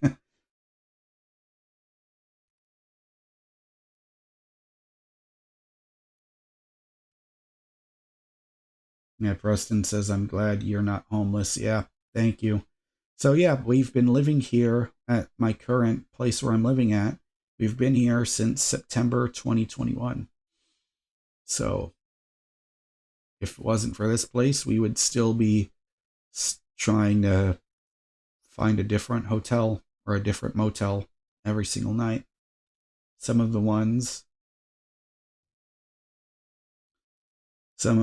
that I was in, I was scared to fall asleep. I was scared something bad would happen to my car. So the fact that I get to stay somewhere that feels safe, even though typically the prices to stay here are typically what you would find in very unsafe neighborhoods, I'm just really happy I found the place that I'm currently at.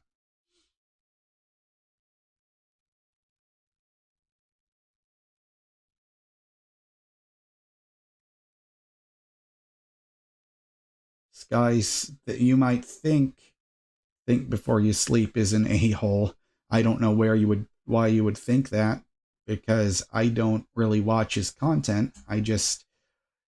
The conversations I've had with him, he has been a very nice person. He has been very supportive.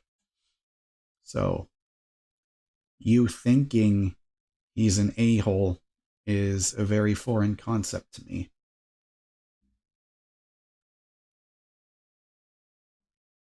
Because really, he has been nothing but positive and helpful.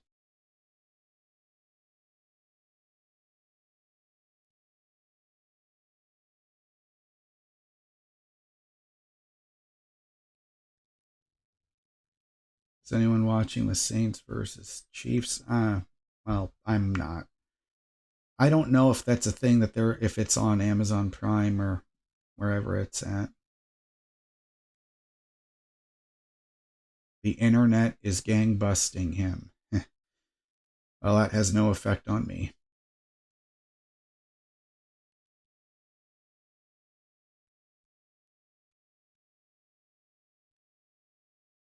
Yes, I agree, Spank. We all find success when we root for each other. Okay, it is on ESPN. I see.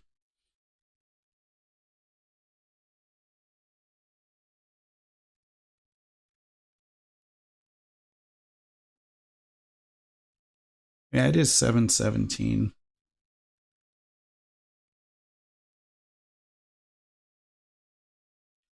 Hang on, let me double check for delivery. I don't know if I got enough cash with me to do it, but I'll see if I have any coupons with me right now.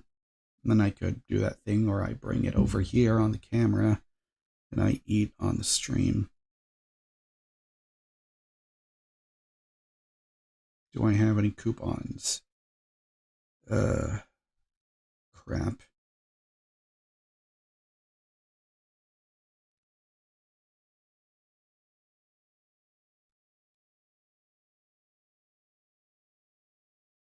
Ah, I see.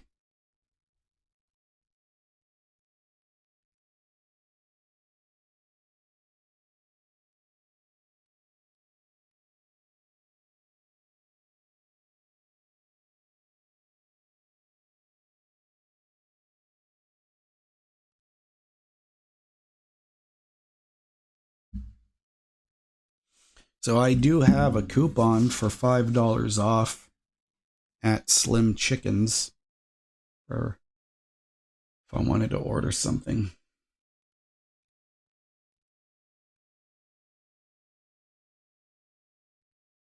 Matthew is saying I have autism and I feel unloved and my psychological needs weren't met. How do I overcome this? Proud of you for making so much progress. Avid follower. Well, thank you for watching my videos. I appreciate it. I feel like Slim Chickens is like at the same quality level as Raising Cane's. If you guys are familiar with those two establishments, Matthew, of course, you know, I'm not a doctor. Nothing I say should ever be considered medical advice, which I hope that I shouldn't have to say that, but it sounds like to me you should really speak to a professional. But while you're waiting to see a professional, if you're able to, I highly recommend watching Dr. K because he's helped me a shit ton. Matthew, you should look into this, okay, if you haven't seen him before, all right? Just look up this YouTube channel called Healthy Gamer GG. The guy that runs it, his name is Dr. K. He is one of the most brilliant people that I've ever watched. And a lot of the things he talks about, the direction that he comes from, where he talks about learning about how your brain works, because I feel like because he talks about how a lot of our emotional reactions or why we feel the way we feel, a lot of it comes from simply not understanding how our mind works. And from knowing how your mind works, slowly you could start to, I don't know, come up with more strategies on how to handle emotions. But you know, I'm not really qualified to be giving advice. But if you're asking for my opinion, I would say a lot of the stuff I learned comes from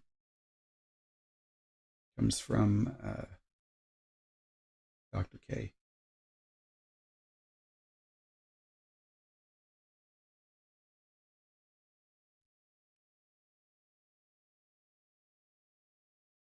Vegetarian says, I don't know why I'm so fixated on games I don't like and feel like a failure when I'm no good at them. Well, maybe if it's because you're fixated on something you don't like, maybe it's because it's a game that's really popular and maybe it just comes from a place, maybe it's because wanting to fit in with a crowd that likes that game. I don't know. That's just me, you know, thinking out loud. But like I said, of course, it should go without saying, not a professional, but that's just thinking in the moment. something I could think of. Oh, Malak, I have not watched Andy Milonakis in ages, but I remember when I was like 12 years old, I believe in 2006 or 2005, when he had his show on MTV, that always felt like the funniest thing in the world to me.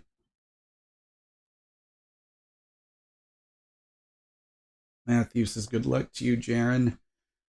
You're a really great man. What are your spiritual beliefs, if you don't mind me asking? Well, I mean, I feel like the spiritual thing that I believe in is stuff I learned from Dr. K and Joe Dispenza and Aaron Doty and Bruce Lipton, is just learning about the concept that energy is a real physical thing.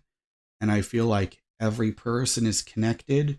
And when you start, and you only become connected when you start to believe in positive energy, and how if you feel that positive energy on the inside, you will start to see a reflection of that in your outer world.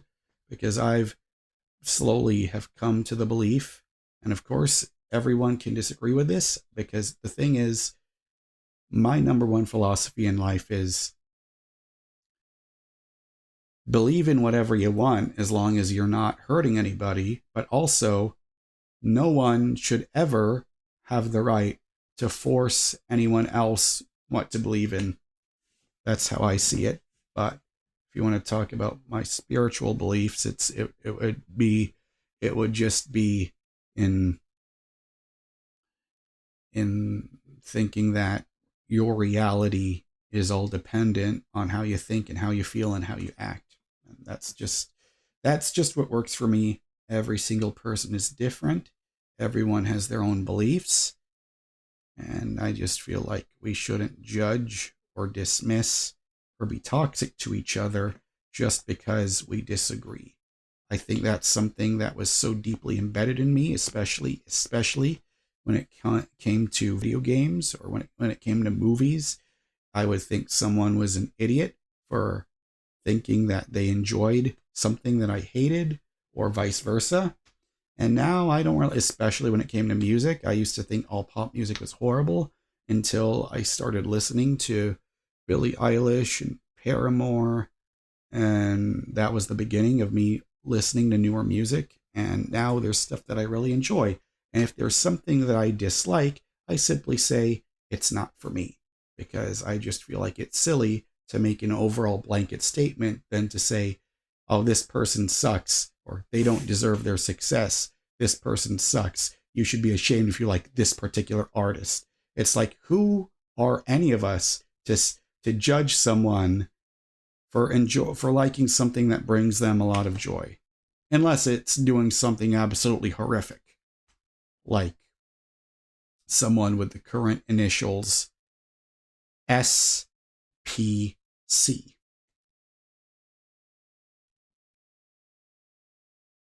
Yeah, Grimace, I'm not going to talk about that subject.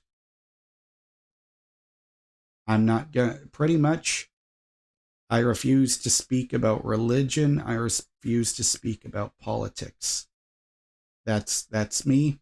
If you're coming here to this channel for those things, this is not the YouTube channel for you.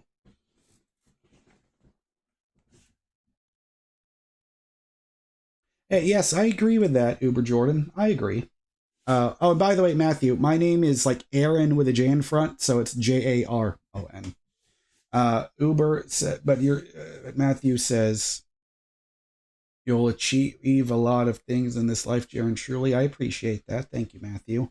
Uber Jordan says, if you struggle with low self-esteem, I recommend journaling about past and daily accomplishment has greatly helped me. Yeah, because normally, like, I wrote down journal entries from when I was feeling extremely depressed, and when I read them out loud, it doesn't even feel like it's me anymore.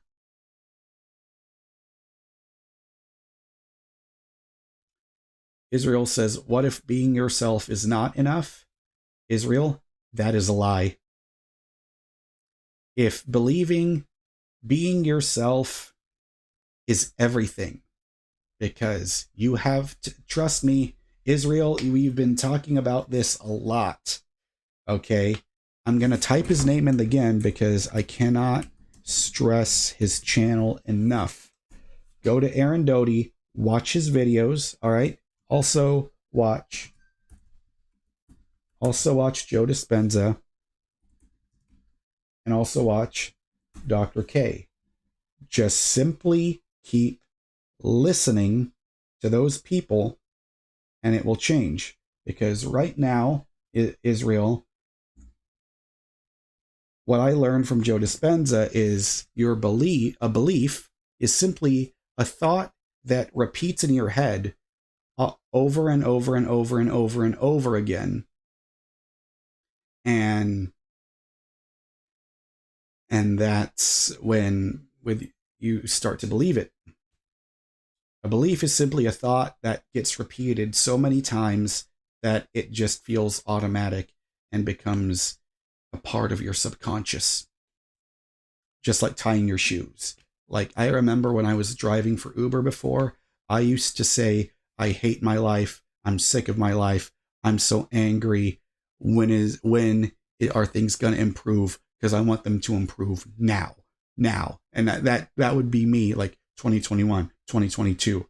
I would be saying that constantly, yelling it at the top of my lungs when I'm alone driving in my car.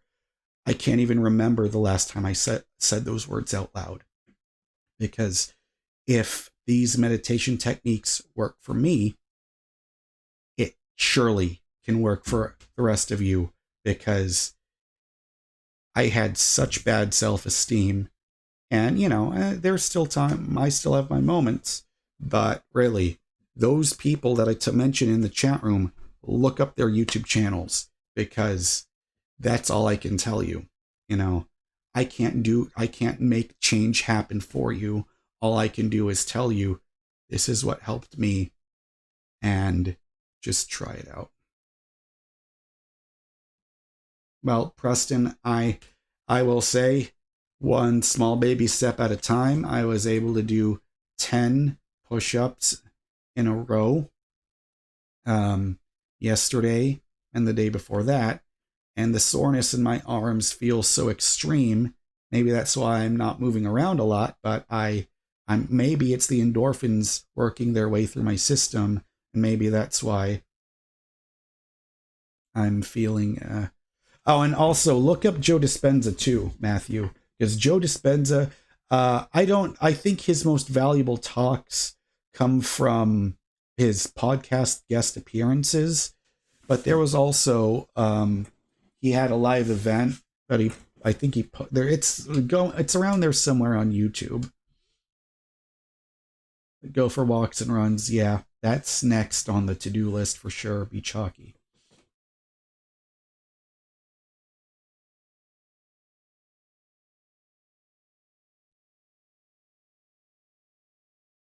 It's my name is spelled with just one A, Matthew.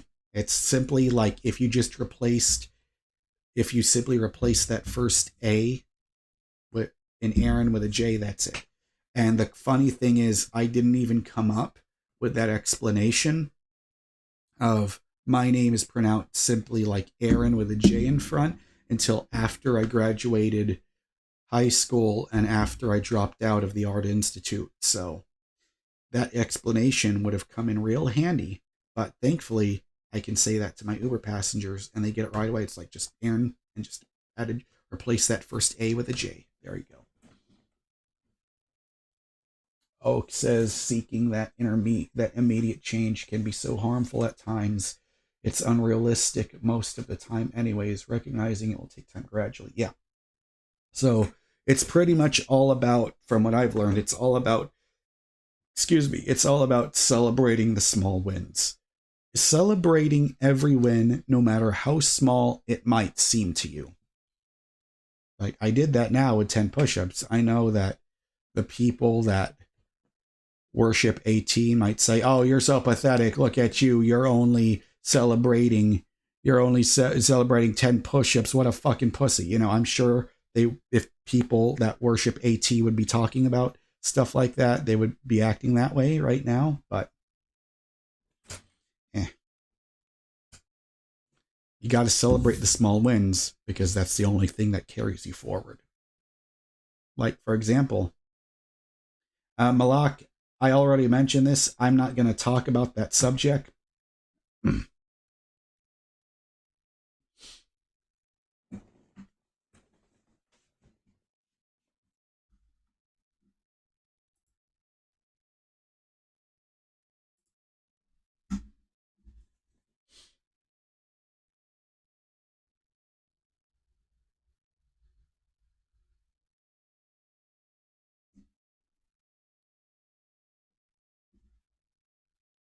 Matthew, thoughts on Slayer? I like Slayer. I like Slayer.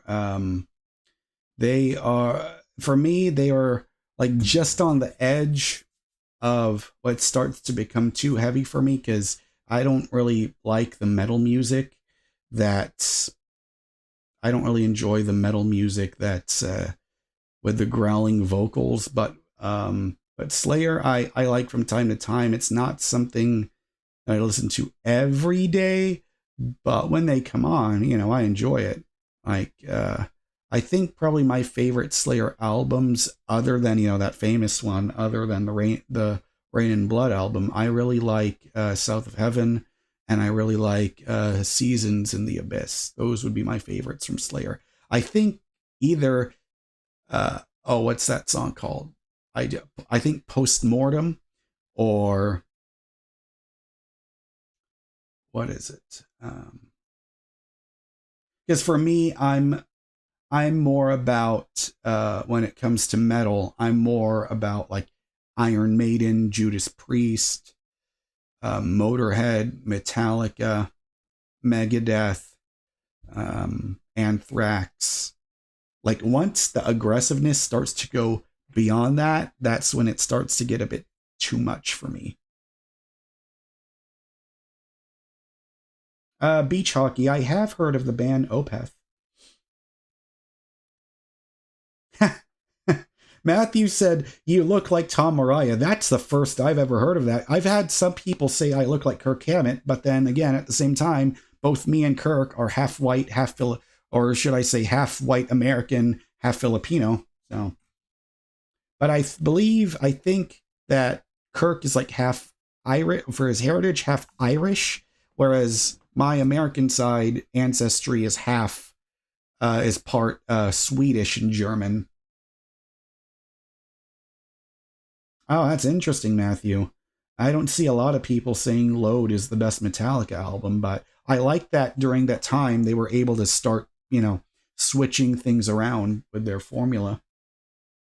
I look like Kirk Hammett and Tom Araya mixed together in a blender. Okay, that's I never thought of it that way, but kind of, maybe.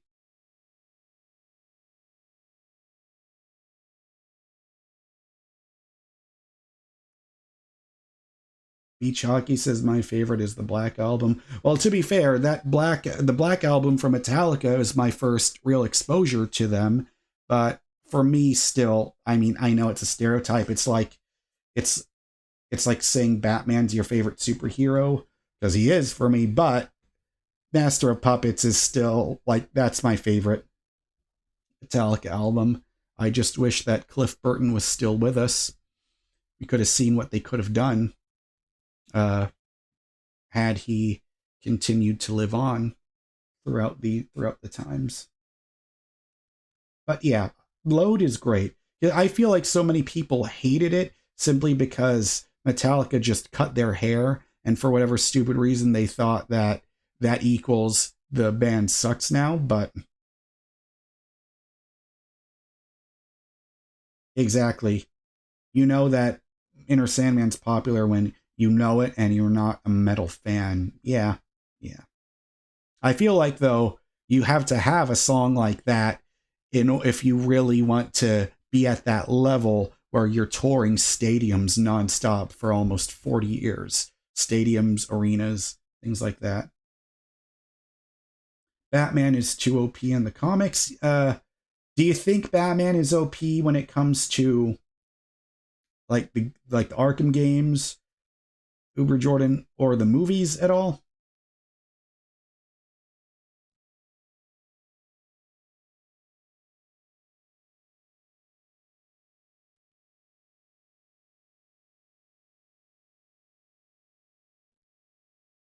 Preston says, do you listen to Juice World? No, I've never listened to him. But I like that you guys continue to come up with lots of suggestions for me, because I truly feel like, I got to get into those reactions, because you guys continually request them.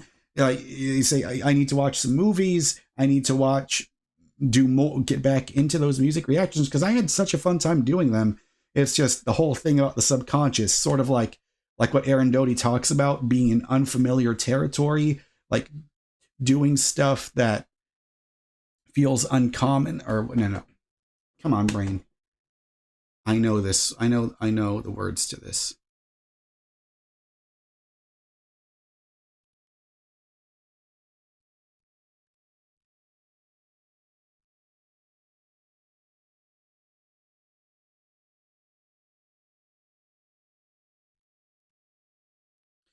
Yeah. Well, Beach Hockey, I feel like you calling the Black Album as when Metallica was commercial, I kind of feel like you never really know when something becomes commercial until you actually release it.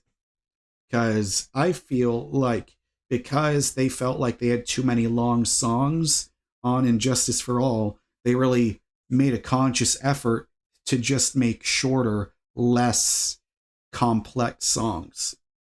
And obviously it paid out. It paid off for them, because I wouldn't know about Metallica, and I'm sure many other people never would have known about them if it wasn't for that. Because I never understood people, and I'm not saying you're one of those people, but I just don't understand. Like, I remember when Eddie on Stranger Things played Master of Puppets, then all of a sudden it became #1 on Spotify worldwide, and then people got mad, just like how Kate Bush fans got mad when Running Up That Hill entered the charts again. And it's like, if you're a fan of a band or an artist, why are you letting the fact that more people, younger people, who never would have known about it otherwise, are enjoying it? Because that's exactly what happened to me. I am not from the time period that Metallica or Van Halen or Guns N' Roses or the Beatles or Led Zeppelin or insert my favorite band name here are from, but it's because sometimes you have to be a part of something that becomes hugely popular in order to survive, to continue to have career across generations. Because if it wasn't for Guitar Hero and Rock Band, those two games, I wouldn't be who I am. I wouldn't be me. I would be Mr. Gamer. I would never have been Mr. Gaming Guitarist. So I'm forever thankful for that, for Harmonix, for creating Guitar Hero and Rock Band.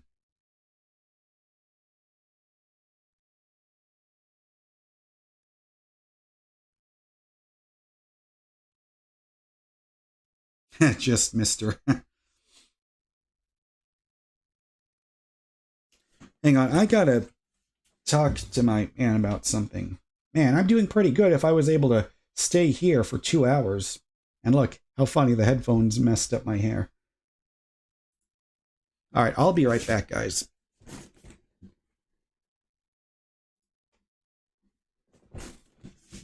I'm trying to decide if I should order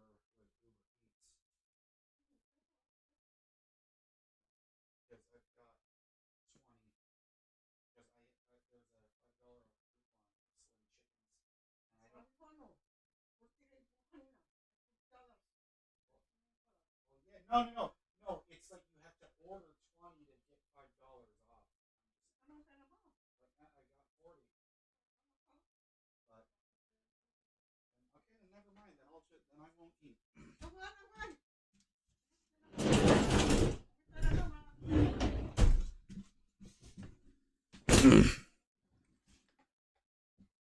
Alrighty.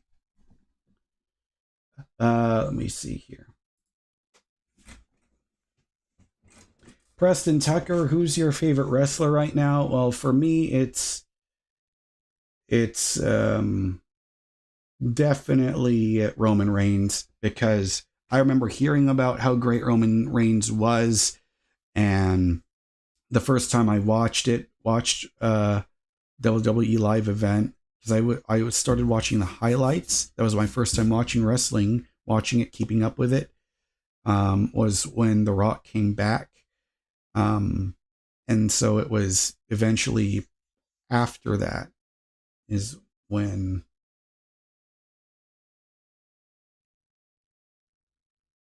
where was I?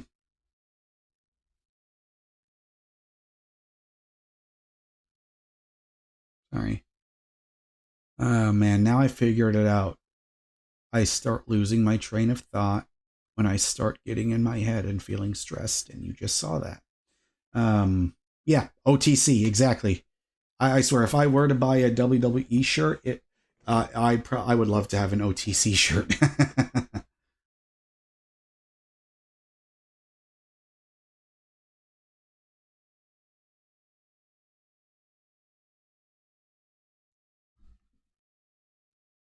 I forgot to unpause the recording.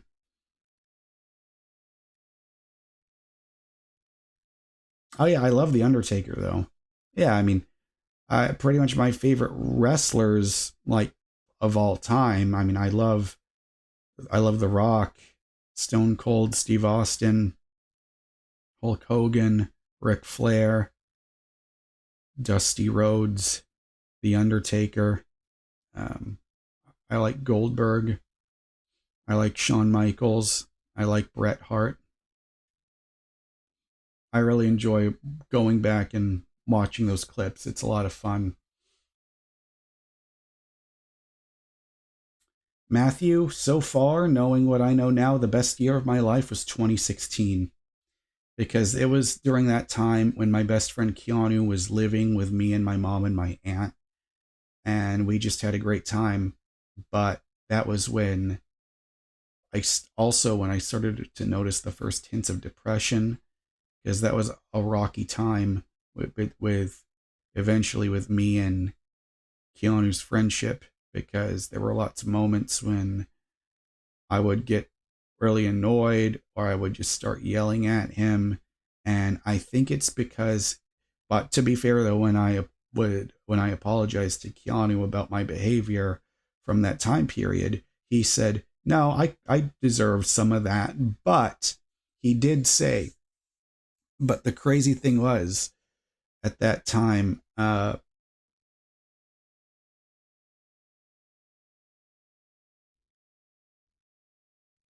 I lost track. What was going on? Yeah, 2016. Yeah, because 2016, I just remember I had no worries. I got to spend most days just hanging out with my best friend, laughing our ass off, a bunch of stuff on YouTube, and eventually, like, I think it's because I think it's um because we had two beds at that time in my bedroom, and maybe it's because I feel like I just value. This is how I know that I'm probably the most introverted extrovert that you would ever meet, because I enjoy being by myself, but then it starts to feel bad when I want to go out and socialize, because when I'm out, it's great, but I can't sustain that high energy levels for very long because I need to take a step back and recharge the batteries. But of course, 2017 was that last year, because 2018 was the beginning of all the stuff with my mom happening.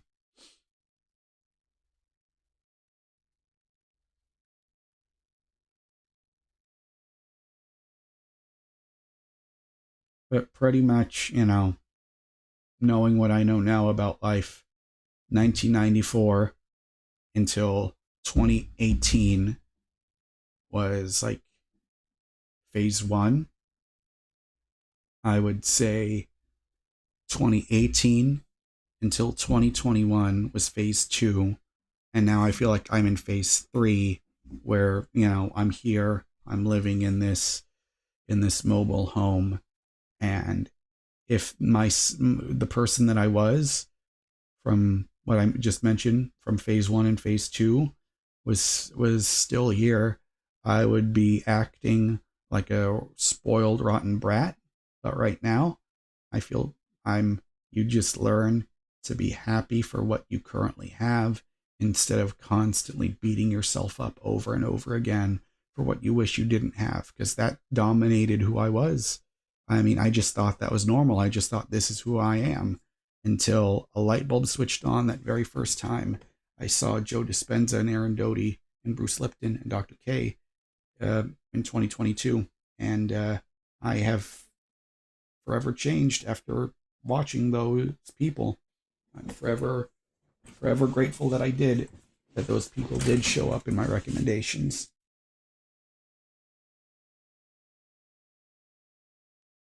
Beach Hockey says, you got balls for going up and doing karaoke, though. I couldn't do that.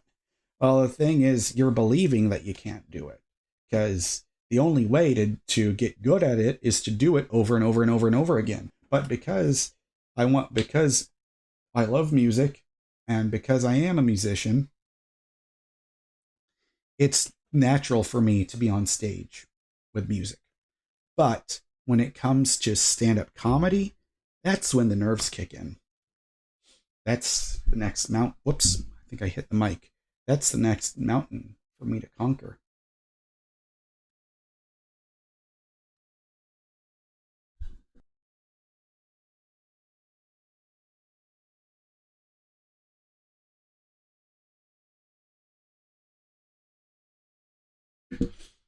Well, Preston says I would need some drinks in me to do karaoke. Well, I think allergies might be kicking in. Hopefully not. But Preston says I would need some drinks in me to do karaoke. Well, the thing is, that feeling that you have when you have a few drinks in you, you should be able to feel that confidence while you're sober. I think that's the thing is, I noticed when I sang Purple Rain and I did really well, I had 1 glass of beer in my system. And I felt like I did great on that. But the thing is, the scary thing is that works. And that's why it's so scary and why it's so dangerous. Because it made me aware of, okay, let's take a step back from that. So now, every time I do karaoke, I make sure I stay sober and I don't drink. Which is also why I get confused as to why the hell Sammy Hagar can drink on stage throughout the show, during his concerts, and still sing amazingly. That's that Sammy Hagar, Michael Anthony, like sharing a bottle of rum or whiskey or tequila, whatever bottle they had, just pouring it in the red Solo cups and sipping it. What?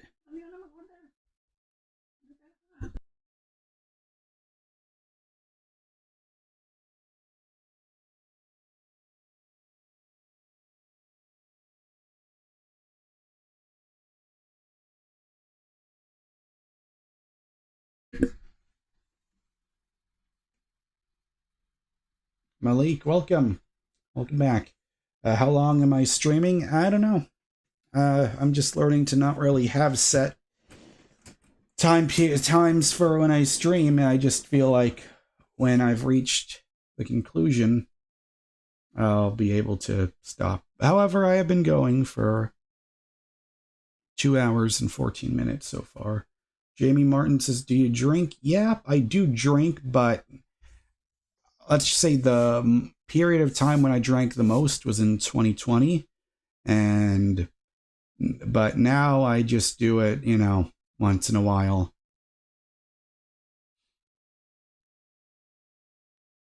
Preston Tucker says, you should start doing Let's Plays. Well, I've been doing it, but nobody watches them. Or at least not enough people watch them to continue doing it. Whereas doing this, that is very low effort, and yet consistently gets way more views because algorithm pushed me in this direction, where just this type of content is what gets the views, because all that time and effort into recording the gameplay, for me, in my opinion, not worth it if it's only getting 100 views per upload, or less than 500 per upload.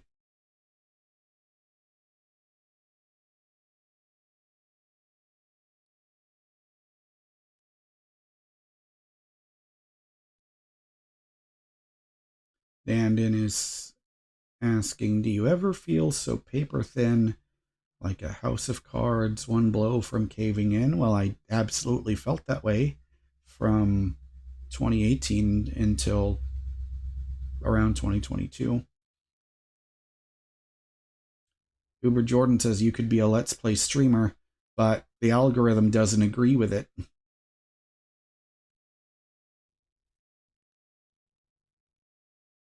Israel, it just feels like you're not listening to the advice I'm giving, because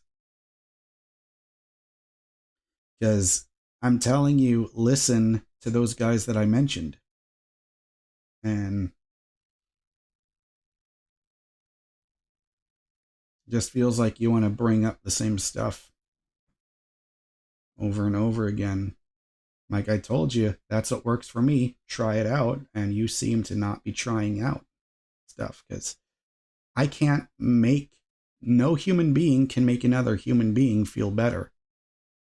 The only thing that makes someone else feel better is how you respond.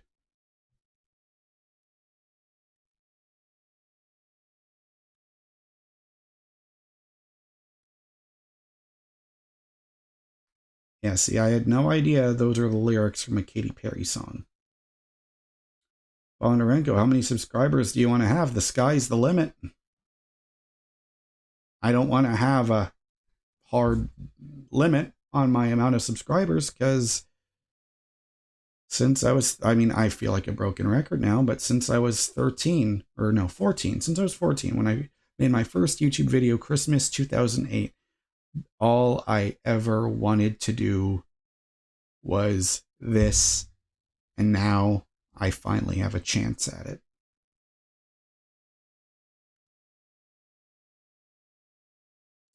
Oak, I do drink cider. That was my favorite alcohol when I first started to drink.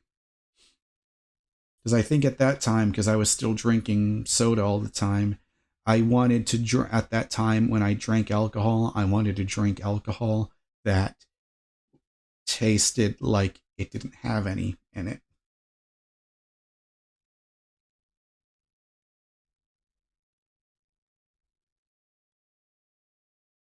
Yeah, Jonathan says it's a nice dream, but now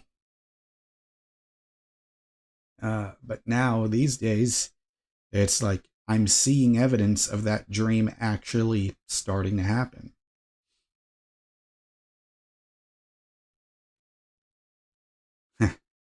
Yeah, I'm an OG. Well, not a true OG, because the OGs probably would have started in 2005 when YouTube began. But yeah, I have been making YouTube videos since 2008. But this channel started in 2010, because that first channel got taken down from 3 copyright strikes from video game footage, ironically.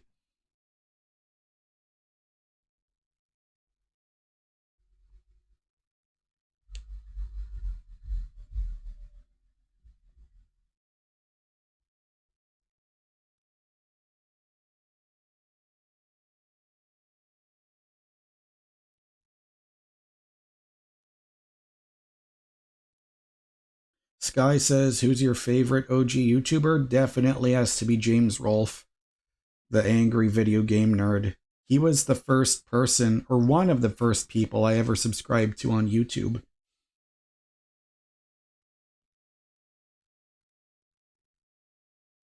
You didn't even know YouTube was a thing until 2010. Wow. Yeah, like the first time I ever used YouTube was when I wanted to look up footage of...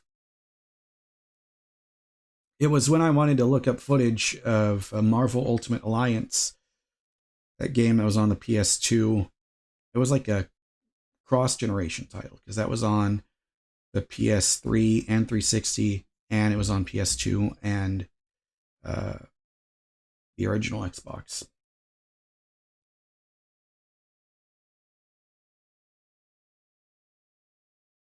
Uber Jordan, I agree, AVGN is goated. I also really enjoyed the Nostalgia Critic back then too, but I haven't really been keeping up with Doug Walker these days. I don't really know what he's doing.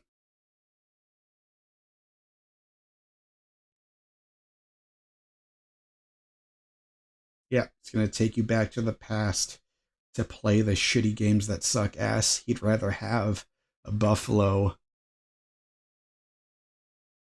or a, how did it go? Yeah. The fact that I could even remember that much of it is amazing. Yeah. I haven't really been keeping up much, though, with the Nostalgia Critic. Beach hockey. I mean, I've already answered that before, but if you had to ask me my favorite movie of all time, as far as a movie that really felt like a real journey and the experience really stuck with me, because I can't pick one movie of all time, but if I had to think of something that comes to mind right now, I really enjoyed,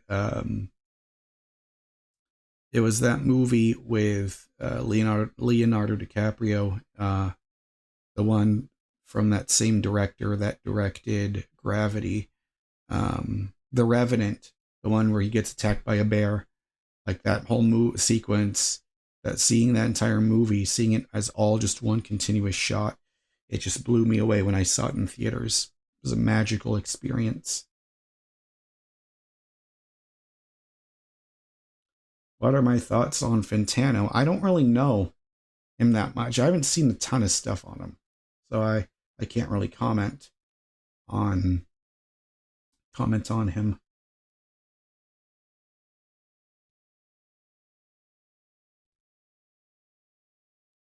Nostalgia Critic made a cameo in his Smiling Friends. People have been telling me to check out Smiling Friends.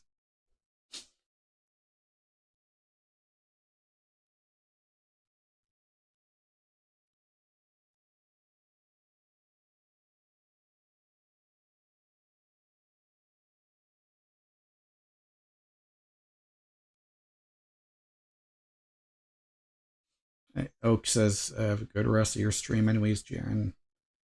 Thanks.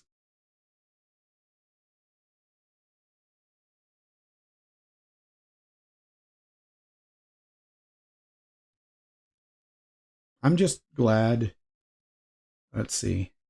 I heard Leo wrestled an actual bear.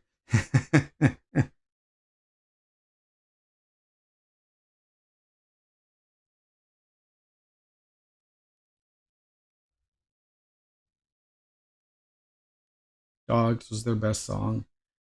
Yeah, I haven't heard it in a while.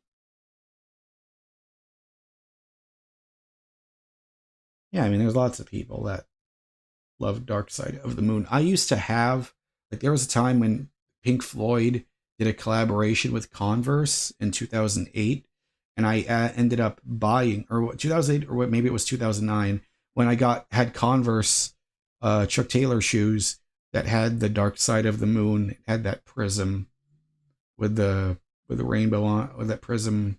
The whole album cover art was on there, and I remember they also had another one with the Wish You Were Here album cover on the Converse. Jamie Martin. I know about Kevin Nash. Yep, I know he was part of the NWO. But it blew my mind when I found out that he was when he played the Russian in that Punisher movie with Thomas Jane.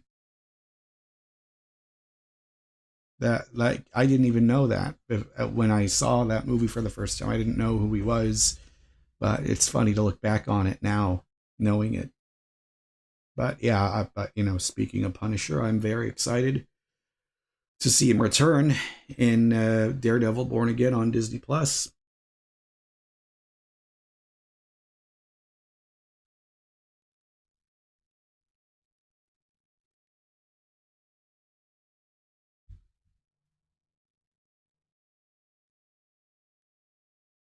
Yeah, Jamie. Yeah, yeah. Punisher is coming back in the new Daredevil revival. It's going to be a continuation of the Netflix show.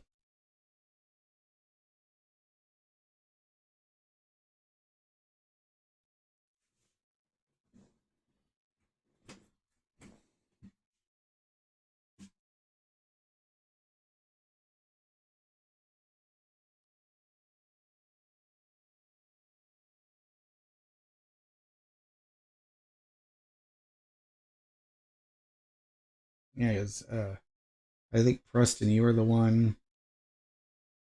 think you're the one that telling me I should do Let's Plays, because I tried to live stream myself playing Batman Arkham Asylum, but I barely had more than 20 people. And then I tried to do a watch along for the WWE event, Bad Blood. It was on Peacock, where, you know, you have your copy and you watch it with me. And I know that's a thing lots of people do, especially on Twitch, but I didn't get any views on that. Like, I pretty much gave up on it when it dropped down to 3.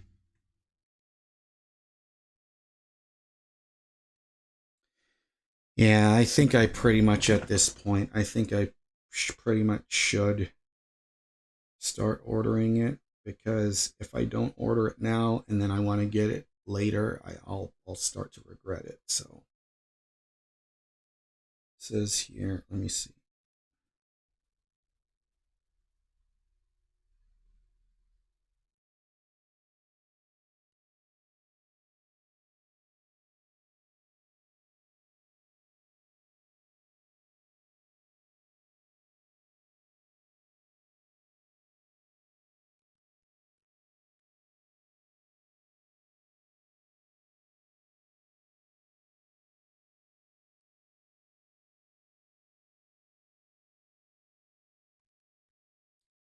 Yeah, the irony is, I know we're talking about a lot about eating healthy and stuff, but this is the best deal that I've got, so I got to take advantage of it before it expires.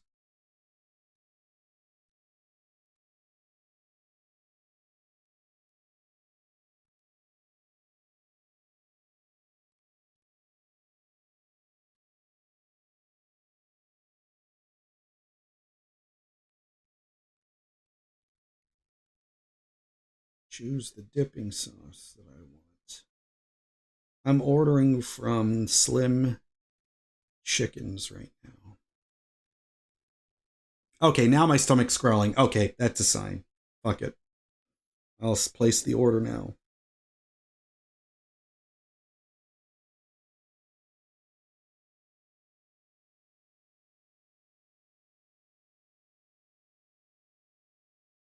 Hey, yeah, I'm gonna order the Slim Chickens. What drink do you want? Because I can't drink the drinks because they all have caffeine. What drink do you want? Huh? What? You? Because I'm just giving you the drink that it comes with. What do you want? I am. No, no, no. Wait, what are you talking about? No, I'm ordering. I told you that coupon for Slim Chickens. Just regular ass Coke. Huh? What? No, the drink is a medium. Yeah, but remember, the Coke has caffeine. If you drink that, you're not going to be able to sleep. Okay. Or, okay, do you want Coke or do you want cherry Coke? They have Coke, Diet Coke, Coke Zero, or cherry. Okay, you just want the regular one? Original? Okay. Just keeping it simple, original. Okay. Alrighty. Oh, shit.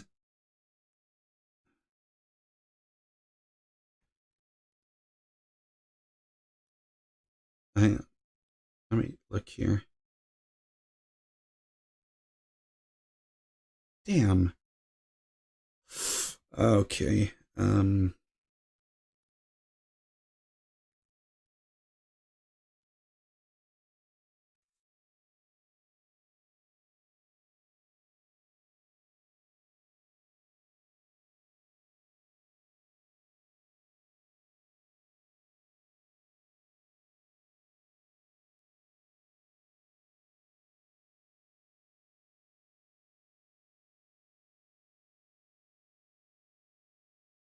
Okay. I'm just, yeah, don't mind me, guys. I'm just trying to place my order now because I got to get this in because I don't know when that Slim Chicken's place is fixing to close.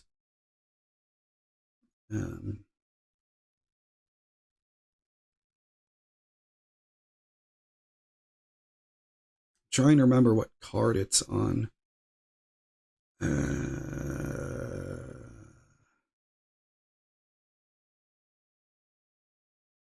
No, not that one. Um, oh, yeah, that's right. That's right. Yeah, fuck it. It's worth it anyway. Because that Uber One subscription really is worth it. Because you'll save so much more.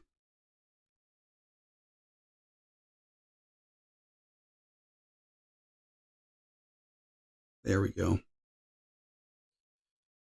And then, okay.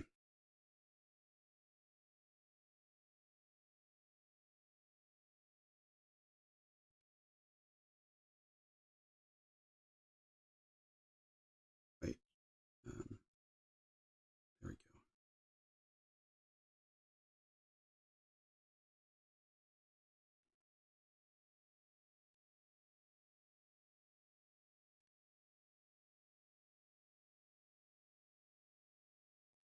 All right. So probably could be here in 35 minutes.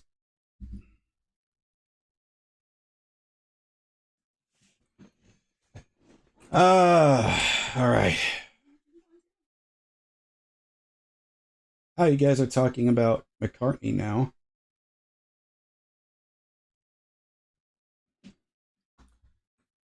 Huh?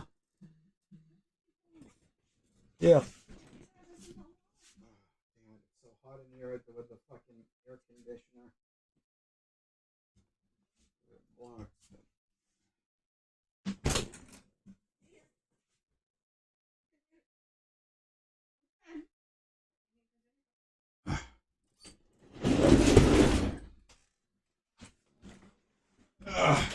Unfortunately, this room is the hot. Well, the only one. The bedroom part is the hottest one in the house.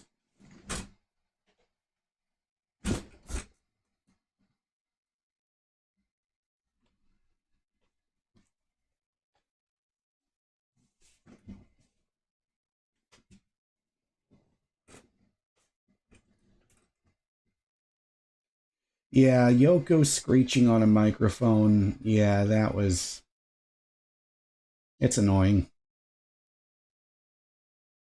Oh yeah, absolutely. Kurt Cobain absolutely was influenced by John Lennon and the Beatles for sure.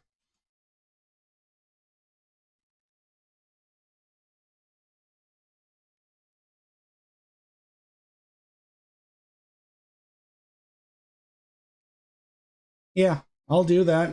I mean, I've already been doing that before, but when the order comes, I'll bring it over here like I normally do. Bring that TV tray here, and yeah, well, meet it over here. Coil Strike says, "I love that T-shirt. Thank you, thank you."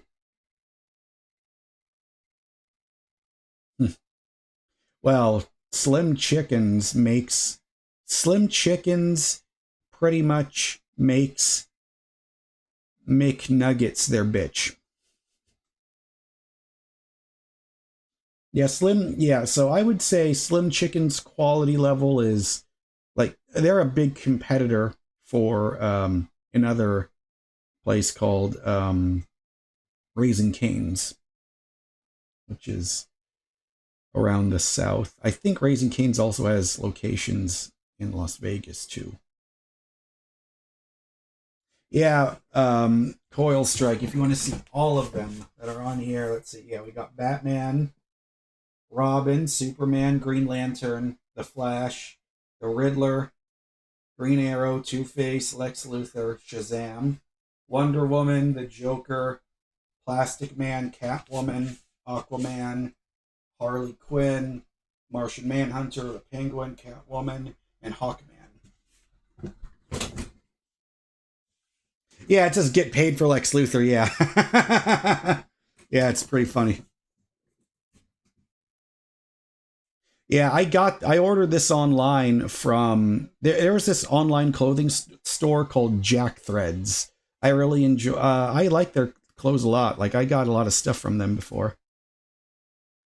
What is the main difference between DC and Marvel? You can think of Marvel as they are regular people that end up getting godlike powers, whereas DC are about gods trying to live like humans.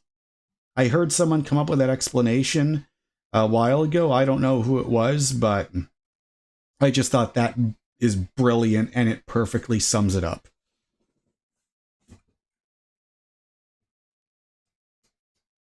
Oh, Sky, you bet your ass I've been watching The Penguin. That show is phenomenal. People that don't even like comic book based media love The Penguin. If you don't if you're not watching it, go watch it. Just go watch it. You don't have to even be a Batman fan. It's all about the mob. Jonathan says, got to go to bed now. It's 2 a.m. Israel, no, Batman's not going to be there, but I feel like it's better that he's not in there.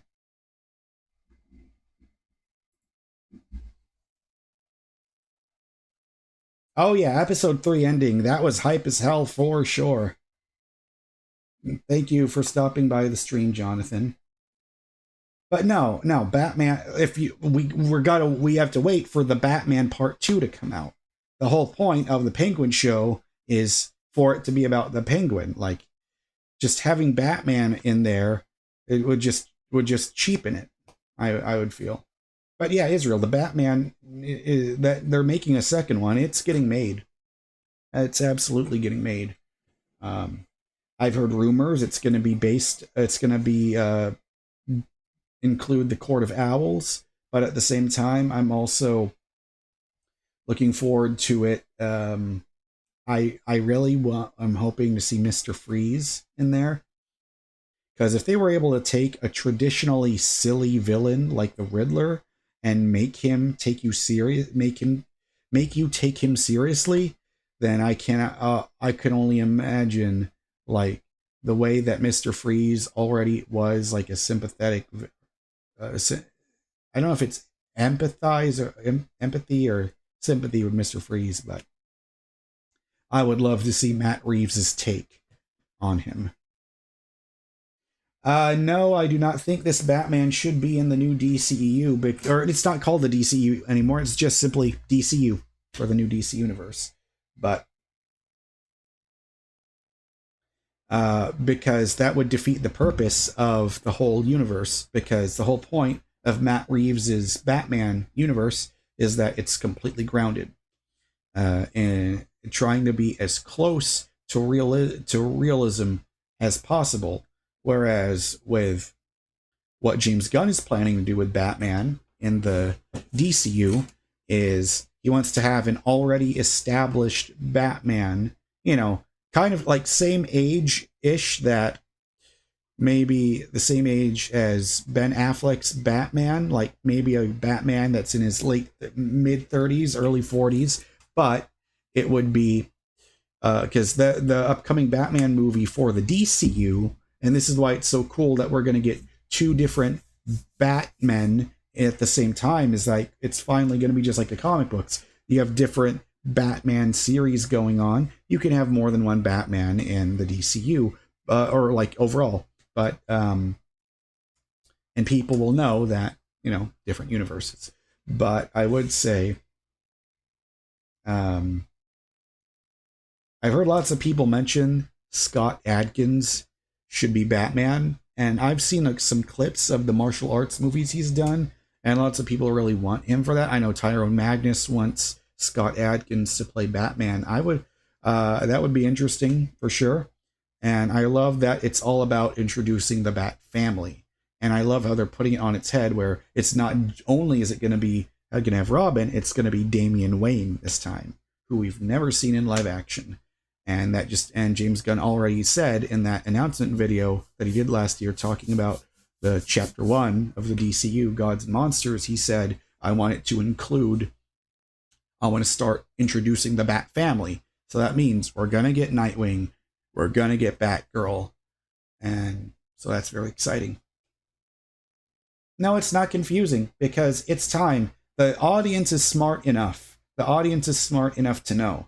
I mean, the Batman came out, and then Ben Affleck made his final role as Batman with that same continuity in the Flash movie. So, I mean, you can have more than one Batman going on at the same time. I feel like it's about time that we finally did that, where we can understand the different universes that are going on. Preston Tucker, no, I have no siblings. I am an only child. If it wasn't obvious.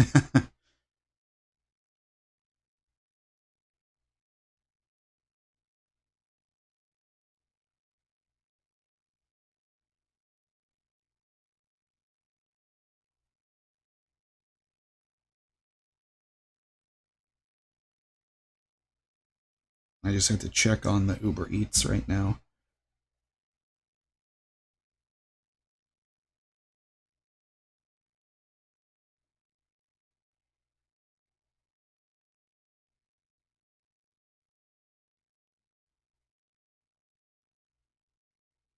Oh, it's gonna be 88 instead of 92 degrees Fahrenheit tomorrow. Oh, that would be nice. Coral Strike, I ordered from Slim Chickens. It's I think it's a like fast food for chicken, but quality fast food. More in line with Raising Cane's. I would say it's a step above Chick-fil-A. Like the hierarchy for chicken in Texas, based off of my life experience, would be Chick-fil-A. Well, you have KFC at the bottom, and then Popeyes. Or no, I'd say Popeyes and Chick-fil-A are neck and neck. And then above that, you got Slim Chickens and Raising Cane's. Israel says, only child here too. Did you ever... Hey, Sky. It's an interest. I'll get back to you, Israel. Sky. It's very interesting that you say that, though. Low key. Wanted to see Ben Affleck's Batman Deathstroke movie. Me too. I think that would have been really cool. But I'm really wondering what the Bane and Deathstroke, because they just announced that they're doing a team-up movie with Bane and Deathstroke. So I'm really curious to know what that would be like. I don't know if it's just a shame that Joe Manganiello never got the chance to fully be Deathstroke yet. Coil Strike says, dang, step above Chick-fil-A, that would be hard to beat. Well, if you've never had Raising Cane's and you've never had Slim Chickens, you don't know what you're missing out on. Here in South Arizona, it's 120 degrees. Good gravy. I mean, I enjoy Raising Cane's. Uber Jordan. I like their chicken as well as the sauce.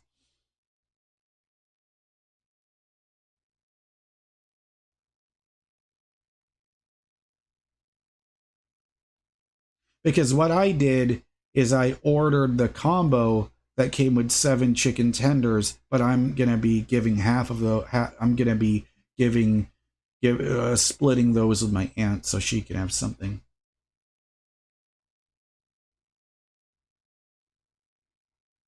Because now my stomach is growling because I ate lunch at I think 1 or 2 p.m. So it's 8:21 p.m. right now. Preston says, you're glad you're from Ohio. I have never been to Ohio. Yeah, Batman would get his cheeks clapped if he fought Bane and Deathstroke 2 versus 1. That would be one hell of a handicap match for the WWE. Batman versus Bane and Deathstroke.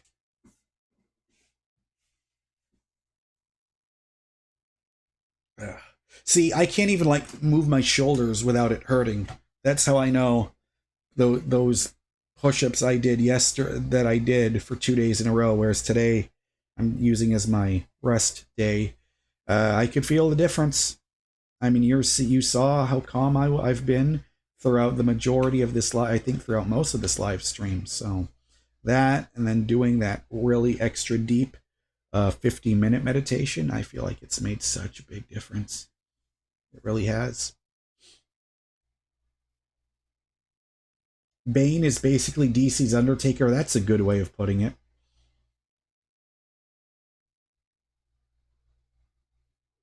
I think I saw something they had this thing I remember a long time ago in Star Trek where they could just create food out of thin air, and you would just order whatever you wanted. You push a button, then it just shows up. It would be great if that existed in real life.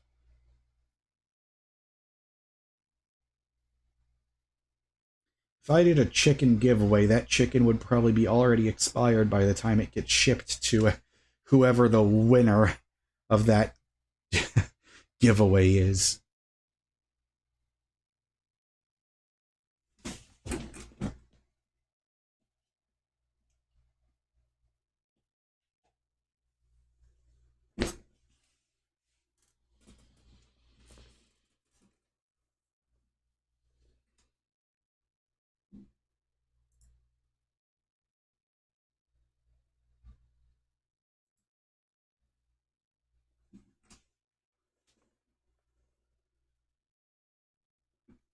Papa John's made shoes that order Papa John's. That's strange. But then again, back in the 80s, everyone thought Marty McFly's shoes were impossible to recreate.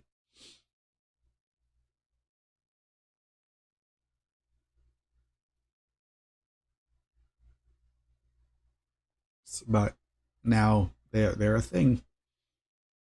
And unfortunately, eBay scalping is a thing, so those Marty McFly shoes that Nike made, I think I think those are people sell those for like I think like $5,000 or something ridiculous like that. Preston, not McNuggets, Slim Chickens is on its way. To call Slim Chickens McNuggets would, as the kids these days would say, you wouldn't be giving, that's like not giving Slim Chickens enough of their flowers. See? I use the word flowers, in that context, that's, look at me being hip with the kids these days.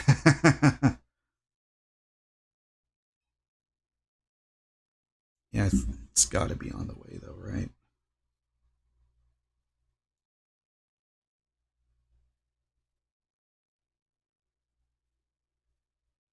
Okay, they are on the way here, or they're on the way to pick it up.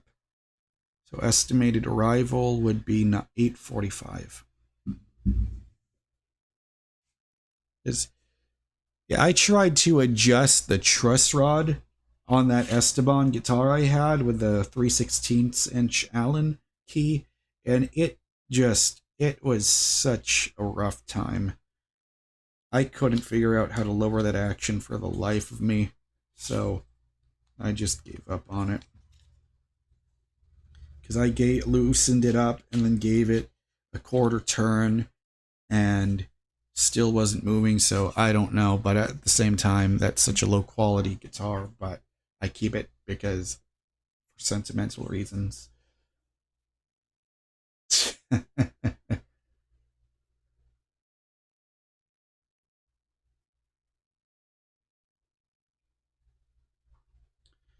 Is real what happens when no one picks up your order? Well, I better get my money back.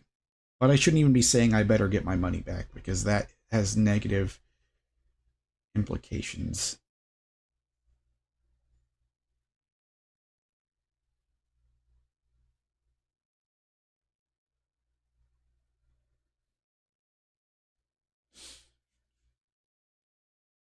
Damn.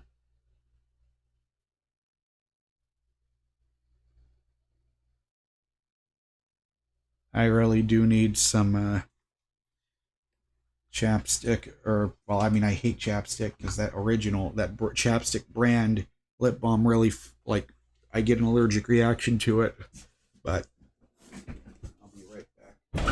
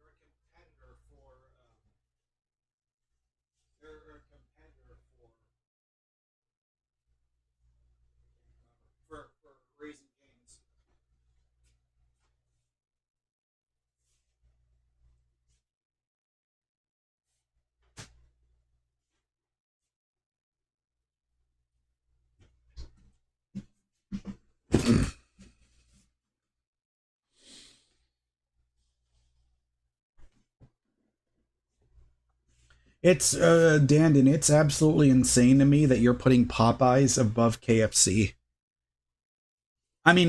Sorry, that you're putting KFC above Popeyes.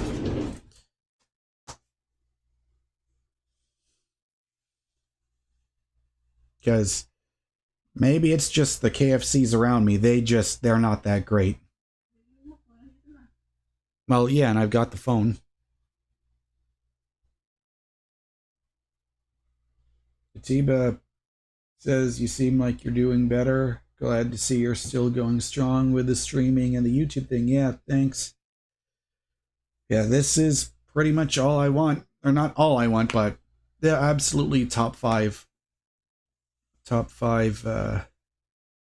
things I want in my life. So being able to do YouTube for a living.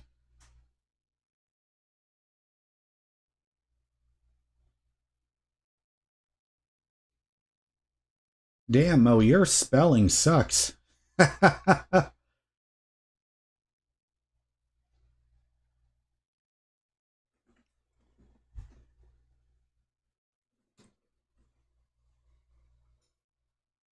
KFC sandwich isn't as good as Pop. You you think the tenders at KFC are better than Popeyes? As Bugs Bunny would say, you know, Mac, yeah, Mac, this means war. That's my first time trying to do a Bugs Bunny impression in a while.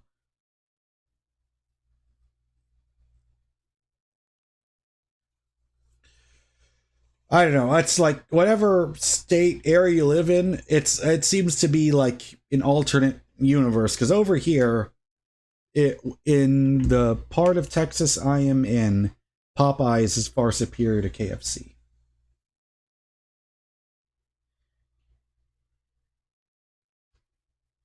I like the wings at Popeyes. Here in Ohio, okay.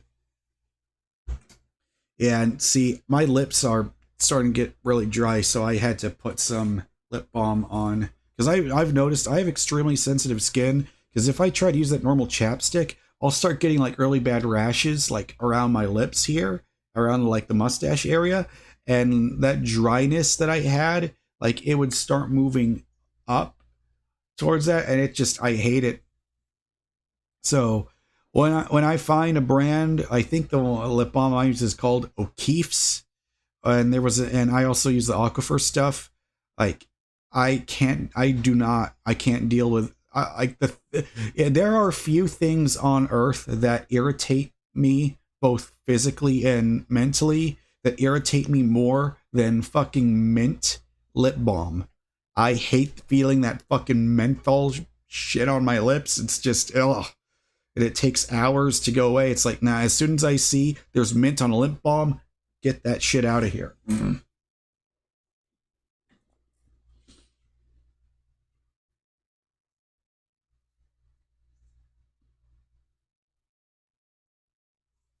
Let me see how far away the delivery driver is.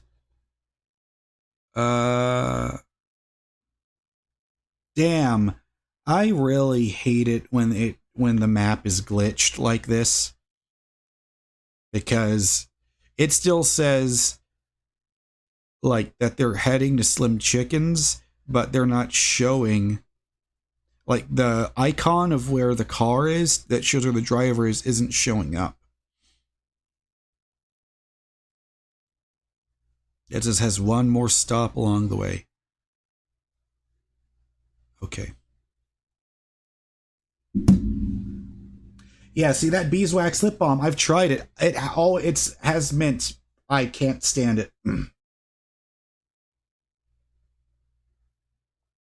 Whoever thought it was a good idea to feel menthol on your lips, whoever came up with that's oh, that person just deserves a good old Cat Williams slap. You thought that you could invent the mint lip balm? Bitch, get the fuck out of here with that idea. That's my Cat Williams.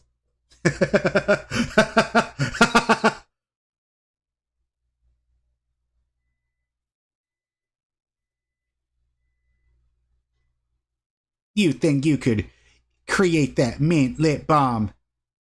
Who the hell do you think you is? Shame on you. That's me trying, keyword being trying to do a Cat Williams impression.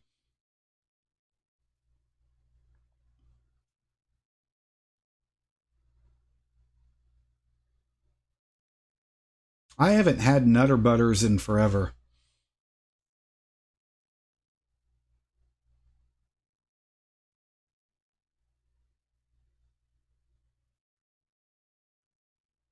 Hey, we've got 23 viewers right now. That means that we're getting that that means that we're the goat spirit Michael Jordan is here. Oh, okay. Other beeswax chapstick or lip balm without them in. Okay, I see. Jimmy's his favorite cookie. I don't know how common this is, but there was this type of chocolate cookie that gets made where, oh man, I forget the name of it. It's I have to look it up. It's like it's it has like this shell, and then on the inside it has like a gooey chocolate on the inside. But oh, I wish I knew the way to what that flavor was called.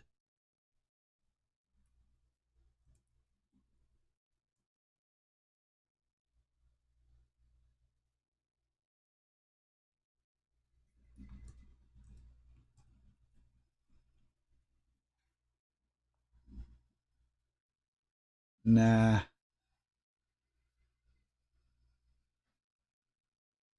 Okay, I really need to stop looking up chocolate cookies on Google because that's gonna feel like fucking torture. But let me take a look here. Chocolate cookie. Oh man, it's like, was it like the German style? German chocolate cookie? It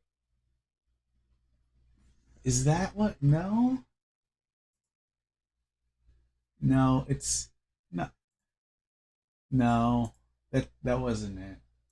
It's like, oh god, I can remember what they look like, but if I just saw a photo with its name, like when you're a kid in school looking up for a multiple choice test, like if I see them, I'll be able to describe them. But oh, those are my favorites. But yeah, like German chocolate cookies. Those are damn good. All right, I'm gonna stop looking at them now because it just feels like torture now.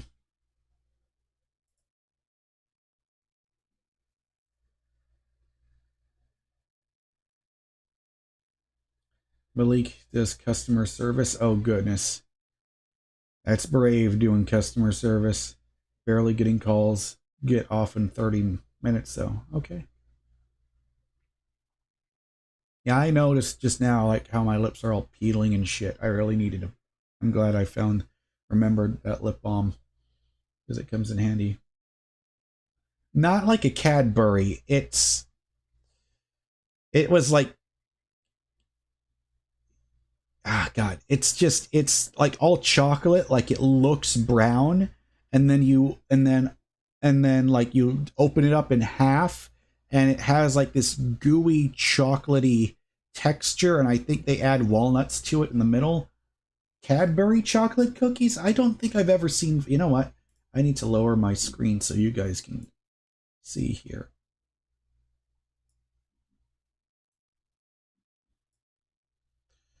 But if I let's see, Cadbury chocolate cookies. No, it wasn't. No, it's not like that. No, it was. God, oh, it's killing me. Like it has its own name. Like there's chocolate chip and oatmeal. Like this specific type. It's like, I don't know. Like is it called like an extreme double chocolate? Is that what it is?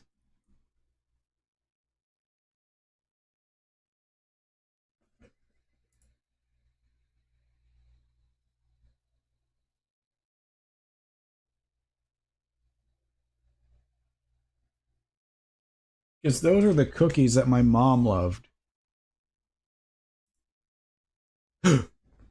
Okay, it kind of looks like this. This right here. The outside looks like this, and then it's like melty, chocolate, gooey-ish on the inside. They kind of look like that. This is the closest thing I found that looks like it.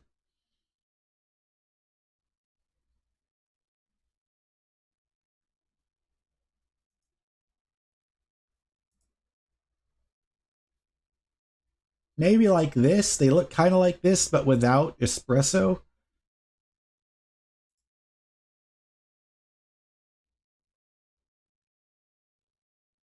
Yeah, I kind of give up trying to find those.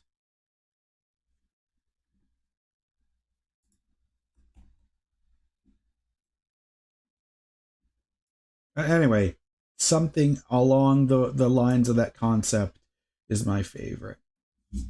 Rip Lemwire says, who's your favorite wrestler and era? Well, for me, it's definitely I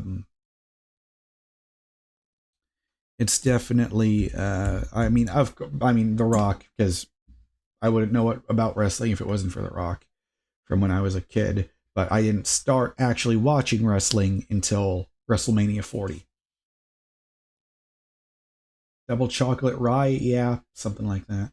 And of course, I mean, I haven't seen it, but all the clips I've seen from the Attitude Era were amazing. So that's my favorite era. But I'm just glad that Triple H is really smart with his marketing, and I'm really happy that I'm able to get into it now because I love Bad Blood. That whole Hell in a Cell match between CM Punk and Drew McIntyre, that's going to go down in the history books for sure.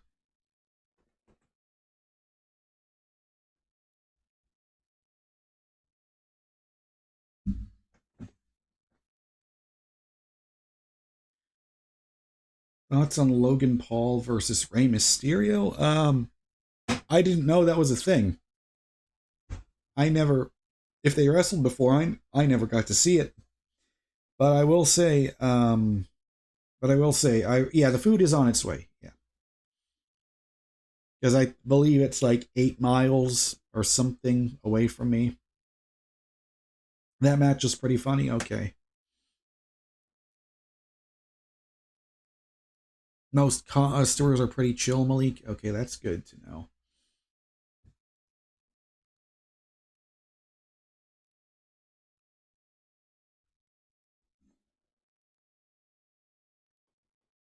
Actually, when it says act like a boss here on my DC shirt, I thought that was Shazam. I don't know. Maybe is that like Booster Gold? I'm actually not sure because I thought this was Shazam, but I don't know.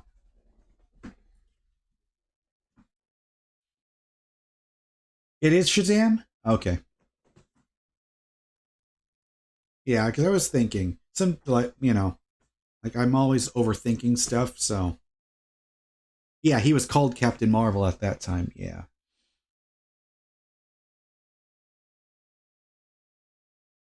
Because I've only known Shazam since his name since his name was Shazam. But it's crazy though, because he was never a part of DC before, because he was with some other comic publisher, and then I believe DC bought that publisher years later. Yeah. Yes, Preston, the food is. Oh yeah, I already answered that. Yeah, it's on the way.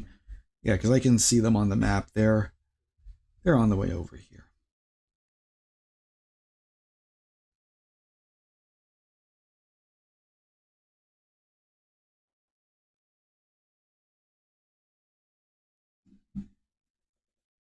Wiz Comics. Okay. Yeah.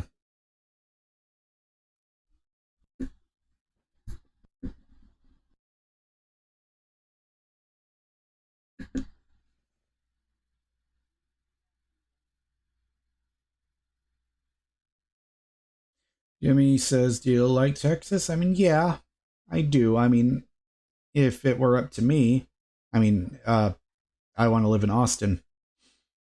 Like that's the place to be. If you're a YouTuber, you're a good musician, you want to be in comedy, that's where you have to go. but I just wish it wasn't so damn humid over here. Because, yeah, and I don't even understand how other states can handle it, like when I can already barely afford to live, when Texas is already considered one of the states with the cheapest cost of living. I can't even imagine how people in New York, California, or anywhere else are handling things in this fucked up economy. Damn it, I said I was not going to talk about politics, and I just said that out loud. I guess that's not political, but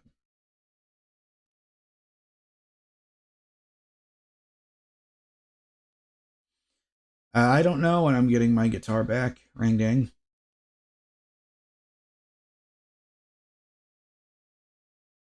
Well, Uber, you said Austin is kind of sensitive. Well, every time I've been there, I'm always, it almost feels like I've got a permanent smile when I'm there. Something about the energy over there, it just speaks to me. Like, I can just feel it calling me. Like every time I'm there, I feel like this is, it feels more like my home than my actual hometown. If that makes any sense, because it just feels like it's so much easier to be more social. Probably because it's a medium city and not a huge giant city with everything spread apart like it is in Houston. Oh, okay. They are getting here. They're getting here.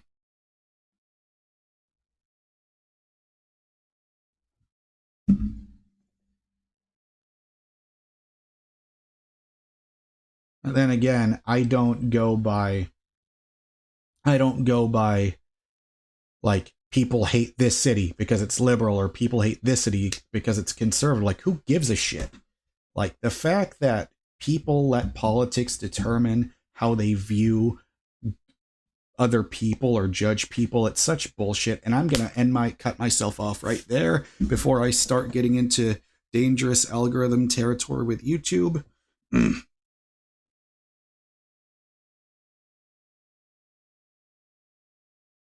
All right, the food is almost here. Exactly. Exactly. Bandit. I gotta. Sometimes I have to learn when to shut the fuck up.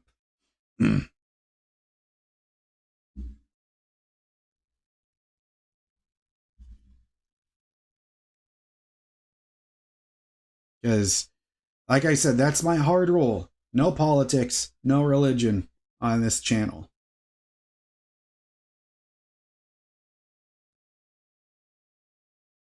All right, they are getting much closer now.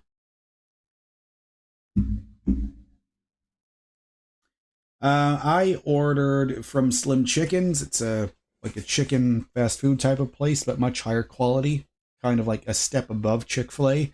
Uh, but I don't know if you're familiar, car enthusiast. I don't know if you're familiar with what is it called? If I don't know if you're familiar with Raising Cane's, but I would say they are like neck and neck competitors over there. Felipe, I mean, I already talked about it. The coolest place I've ever been is Austin, Texas. I just love everything about it. And I just feel like there's a lot more people that are into the whole comedy and YouTube and music thing. Like it was so easy for me to find other musicians there whenever I would take a trip down there. I just love it so much. Like it, I'm sure that when I move to Austin and I start making videos over there, you'll be able to see the difference, how much the energy of that city just the enthusiasm. I just get so much more enthusiastic.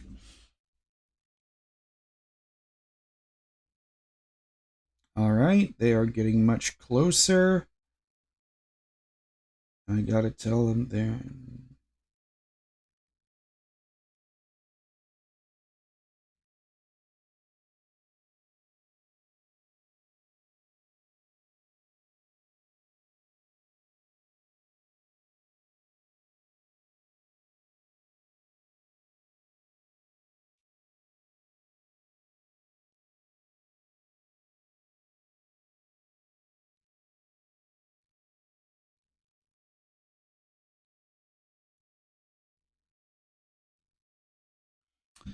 Okay, 1 minute away. It is here, or about to be here.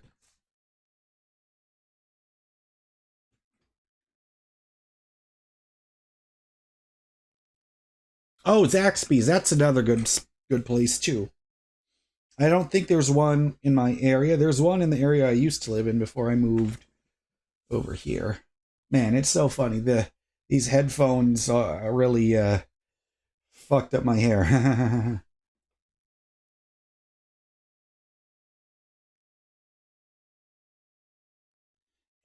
Well, I don't know if I'd enjoy New York or LA from how crowded and how dense it is. I don't know.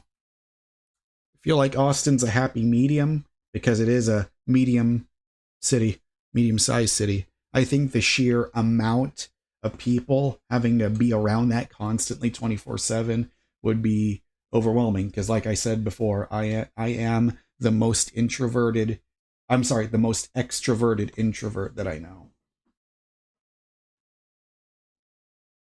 Uber, I'm Uber Jordan. That's kind of the thing. Yeah, Austin is more expensive, but the demand for Uber driving is so much higher. So I feel like things balance themselves out.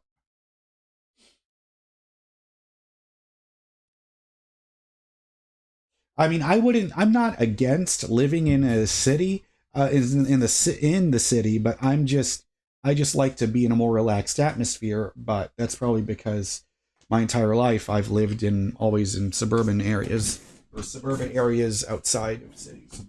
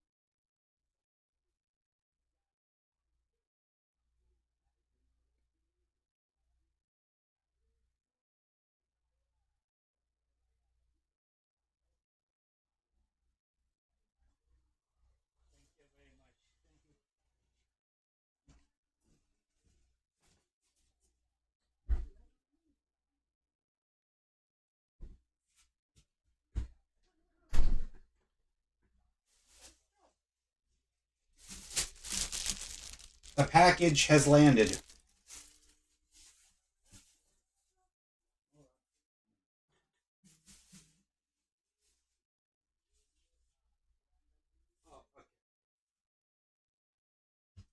Okay, I just gotta say, this looks absolutely disgusting. Who the fuck wants a cinnamon toast crunch milkshake? No. But then again, I'm the kind of guy that that thinks milk with cereal is disgusting. I know everyone wants to sue me for saying that. So maybe that's why the idea of this doesn't work, but I guess this is like a limited thing that they've got. But I'll be caught dead before I order this fucking shake.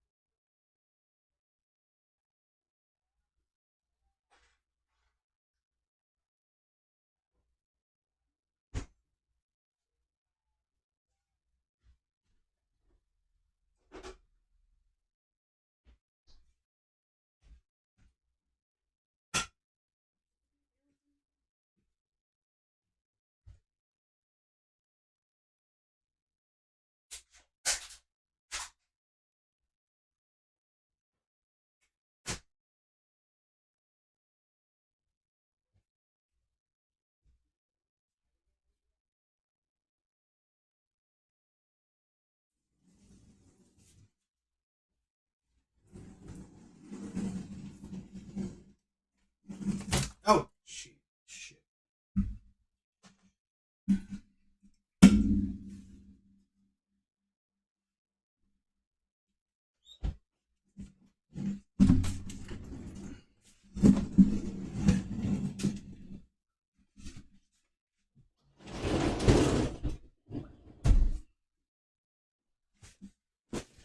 Okay. So, here we have, and I got to make a thumbnail for this, so give me 1 second, guys. Let me go over here, exit that, and get rid of that, and make a stupid face for the camera.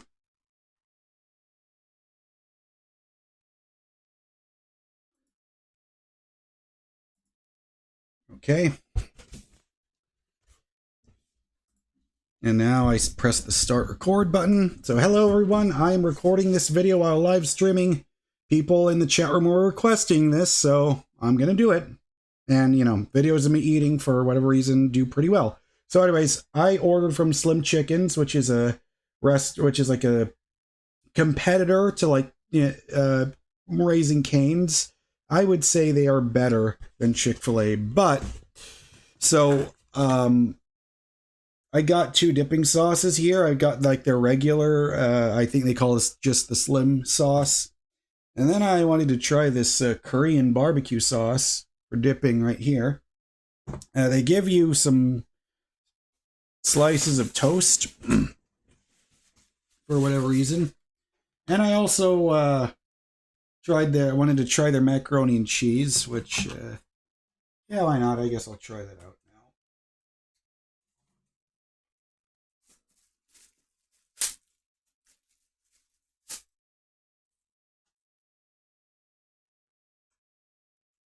now. That's macaroni and cheese right there.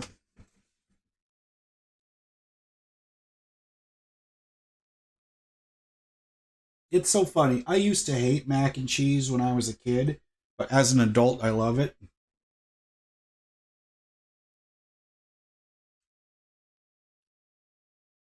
Okay, that's fucking amazing. That's great. Yeah, give me 1 second. I forgot to something.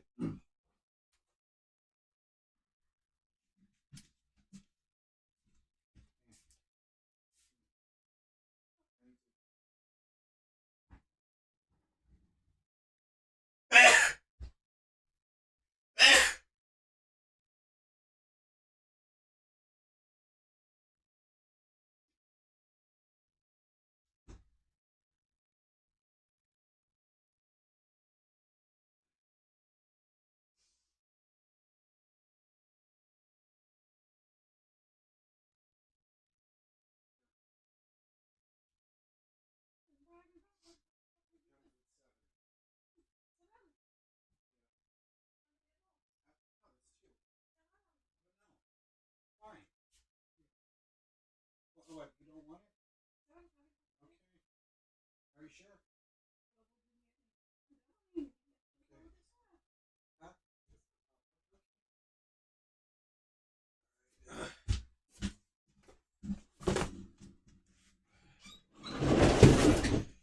I tried to give my aunt some. She only wanted one strip. So here we go. So I'm gonna first try out the slim sauce over here. That's what I think this is supposed to be like their signature sauce. Mm.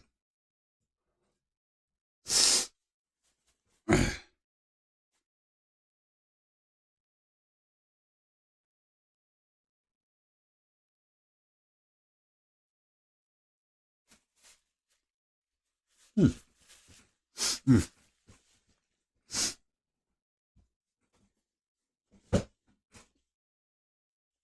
All right, that's really good. That's kind of a bit sweeter than what I would have expected from that. But for this being their signature sauce, I like it.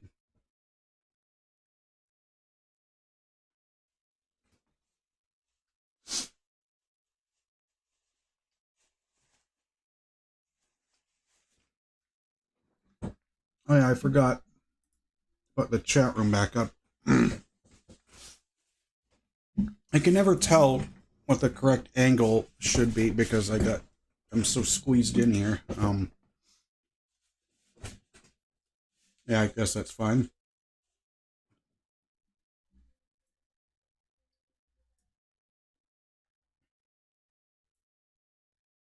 You guys with your fucking Gen Z slang, it feels like you're speaking a different language.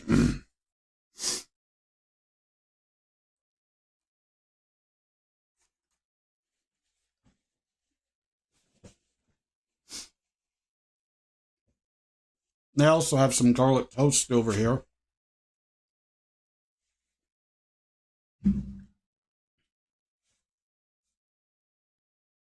Jesus Christ. You know what? I think the less I question these slang terms, the better. Like, I have no idea what the fuck King Grippy means at all.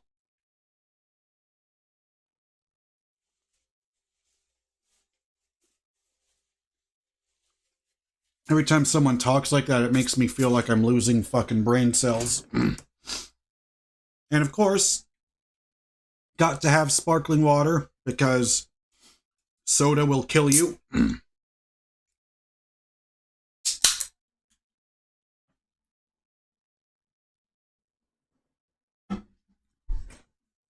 But yeah, they actually have some pretty good, even just their bread is pretty damn good.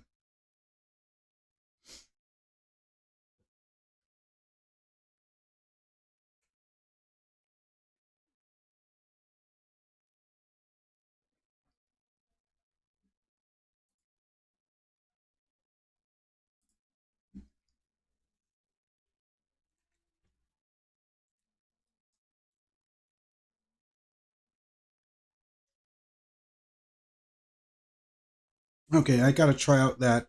Yeah, their fries are pretty good too. James Sander, do you think I actually eat like this all the time, every single fucking day, during every fucking meal? Go fuck yourself. Can't stand these fucking smart ass people. Think they're so clever.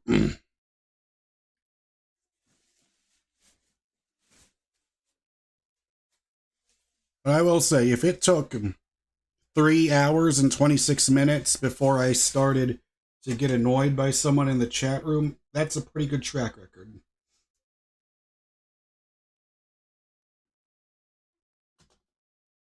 All right, this is the Korean barbecue sauce.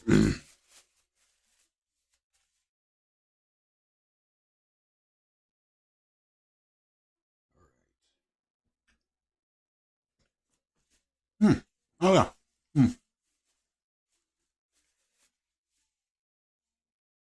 That's really good. I think I actually like it more than that slim sauce. Try more of this mac and cheese here.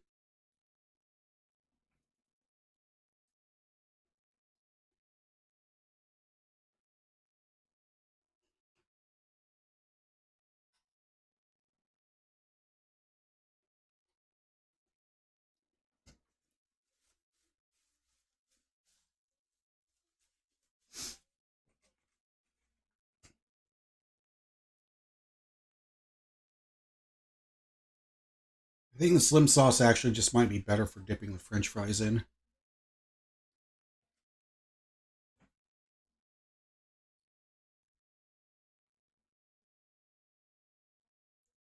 Dandin's, yeah, Slim Chickens. That's where I ordered from.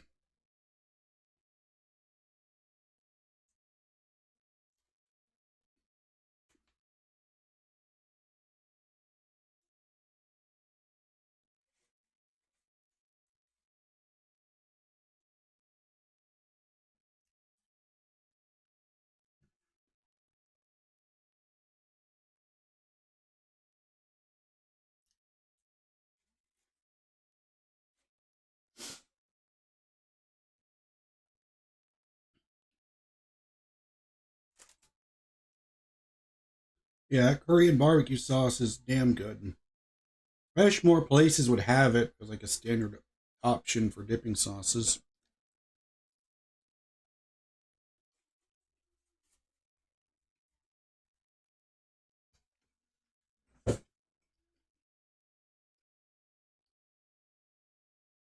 So I actually had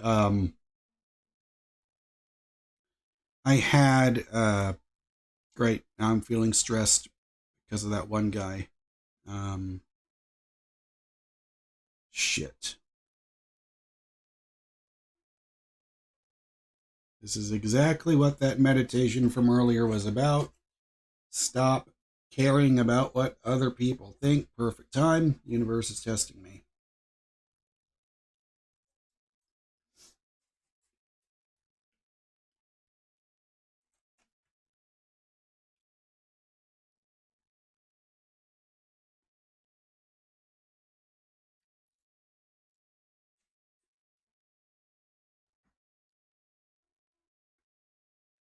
Car enthusiast, Cobra Strike fired me. I've talked about it before on other streams, but it's too much to get into. I just got to focus on eating.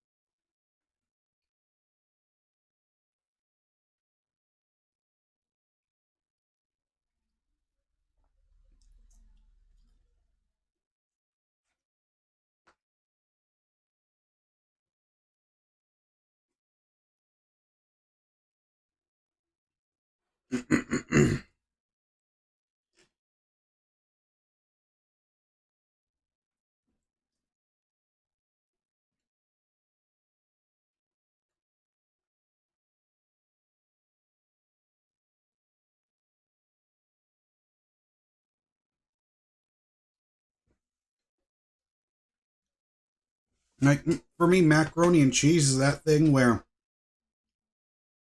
I've done a complete 180 on it. I used to hate it so much when I was a kid. I would refuse to eat it. The only thing that I still refuse to eat from when I was a kid is fucking Milkwood cereal. I don't know why, but I just can't get over it. Milkwood cereal always to me felt like, and I know I'm in the minority on this. I know. Milkwood cereal to me always felt like the grossest thing in the world. And that's probably why, because I just got a flyer from when I ordered this from Slim Chickens where they've got this cinnamon toast crunch milkshake, and it just, in my brain, that does not compute. It just reminds me too much of the whole, of the whole cereal and milk thing.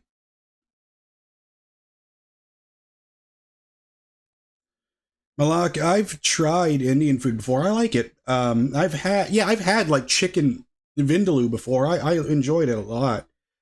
Um, Biryani's, I really did like it.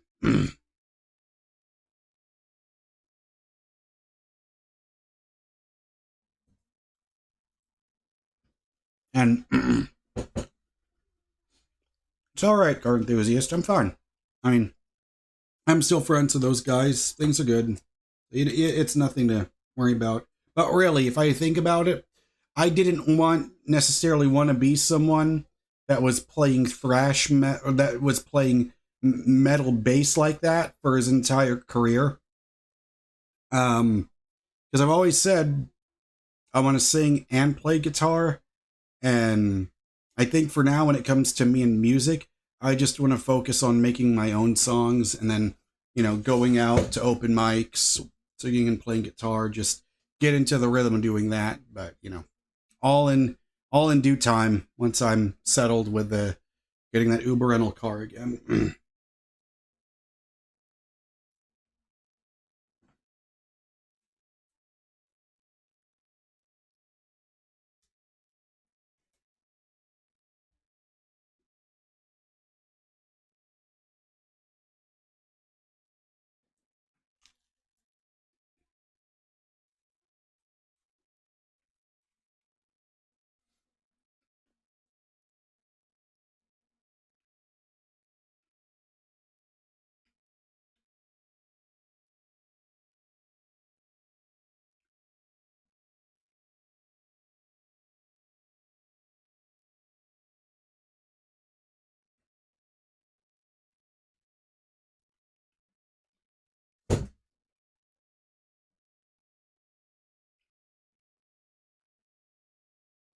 Jimmy is saying, "Oh yeah, of course I love Mexican food.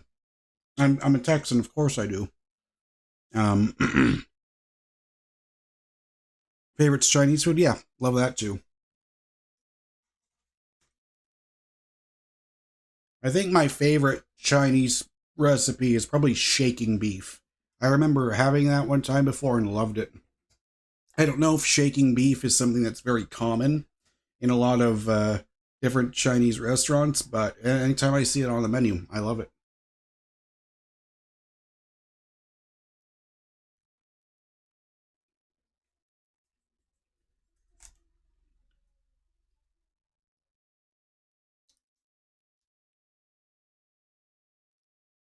Kung Pao as a grip.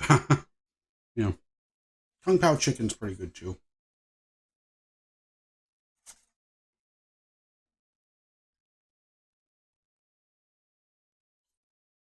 All right.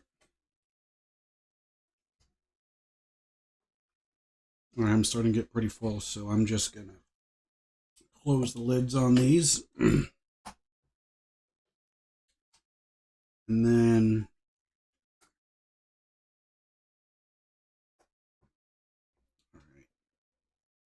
I'll probably just have the rest of this garlic toast, and then okay, hang on, but there's still this one strip I got left.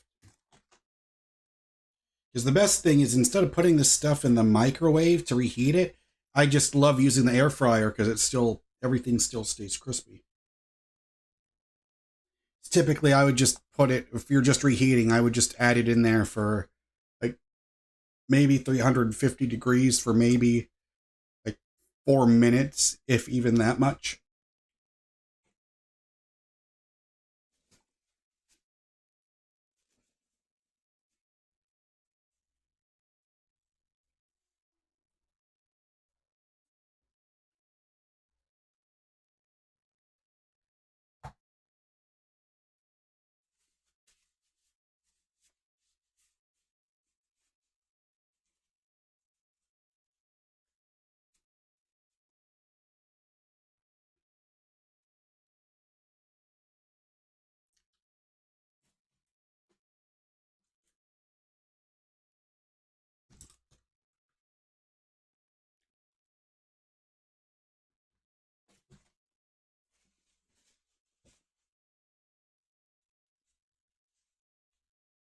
Kung Pao shrimp is good too. Yeah.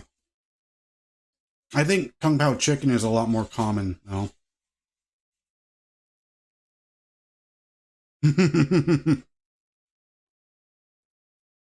Sid Hart says, go to San Antonio, you'll put on weight easy. I mean, if you've seen Charles Barkley's jokes about San Antonio, you'll understand.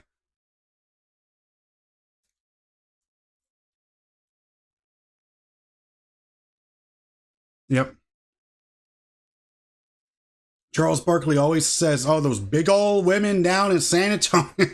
I always loved how he said, hey, Ernie, would you eat fish out of that river walk? Then it's not a river.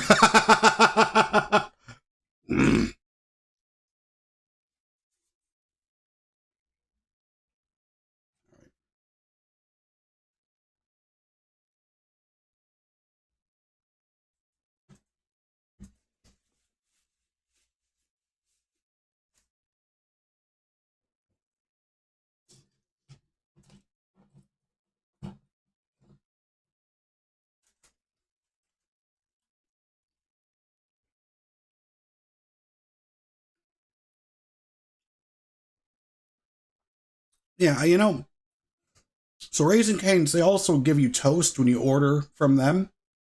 But I definitely much prefer the bread or the toast from, I think it's because they actually use garlic toast.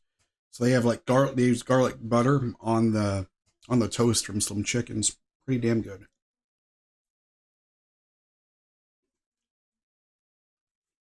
Anyway,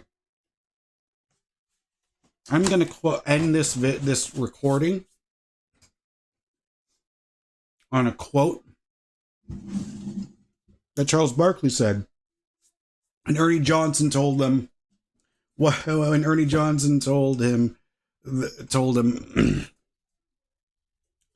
what, do you have anything you want to say to the city of San Antonio? It's like 2 words. I'm full.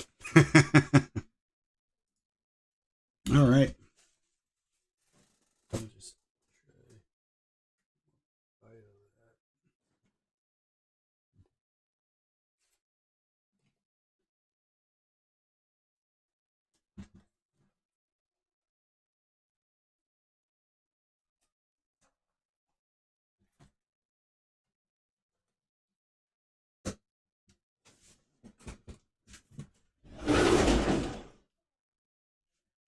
All right. Well, this stream's been going on, guys,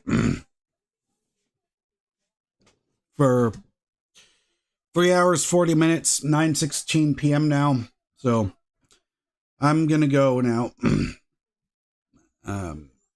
And Jimmy, I already talked about that. You can, when this stream is done, you can go back, watch it from the beginning, and you'll be able to see more of my explanation about it. All right. Well, see you next time. Bye.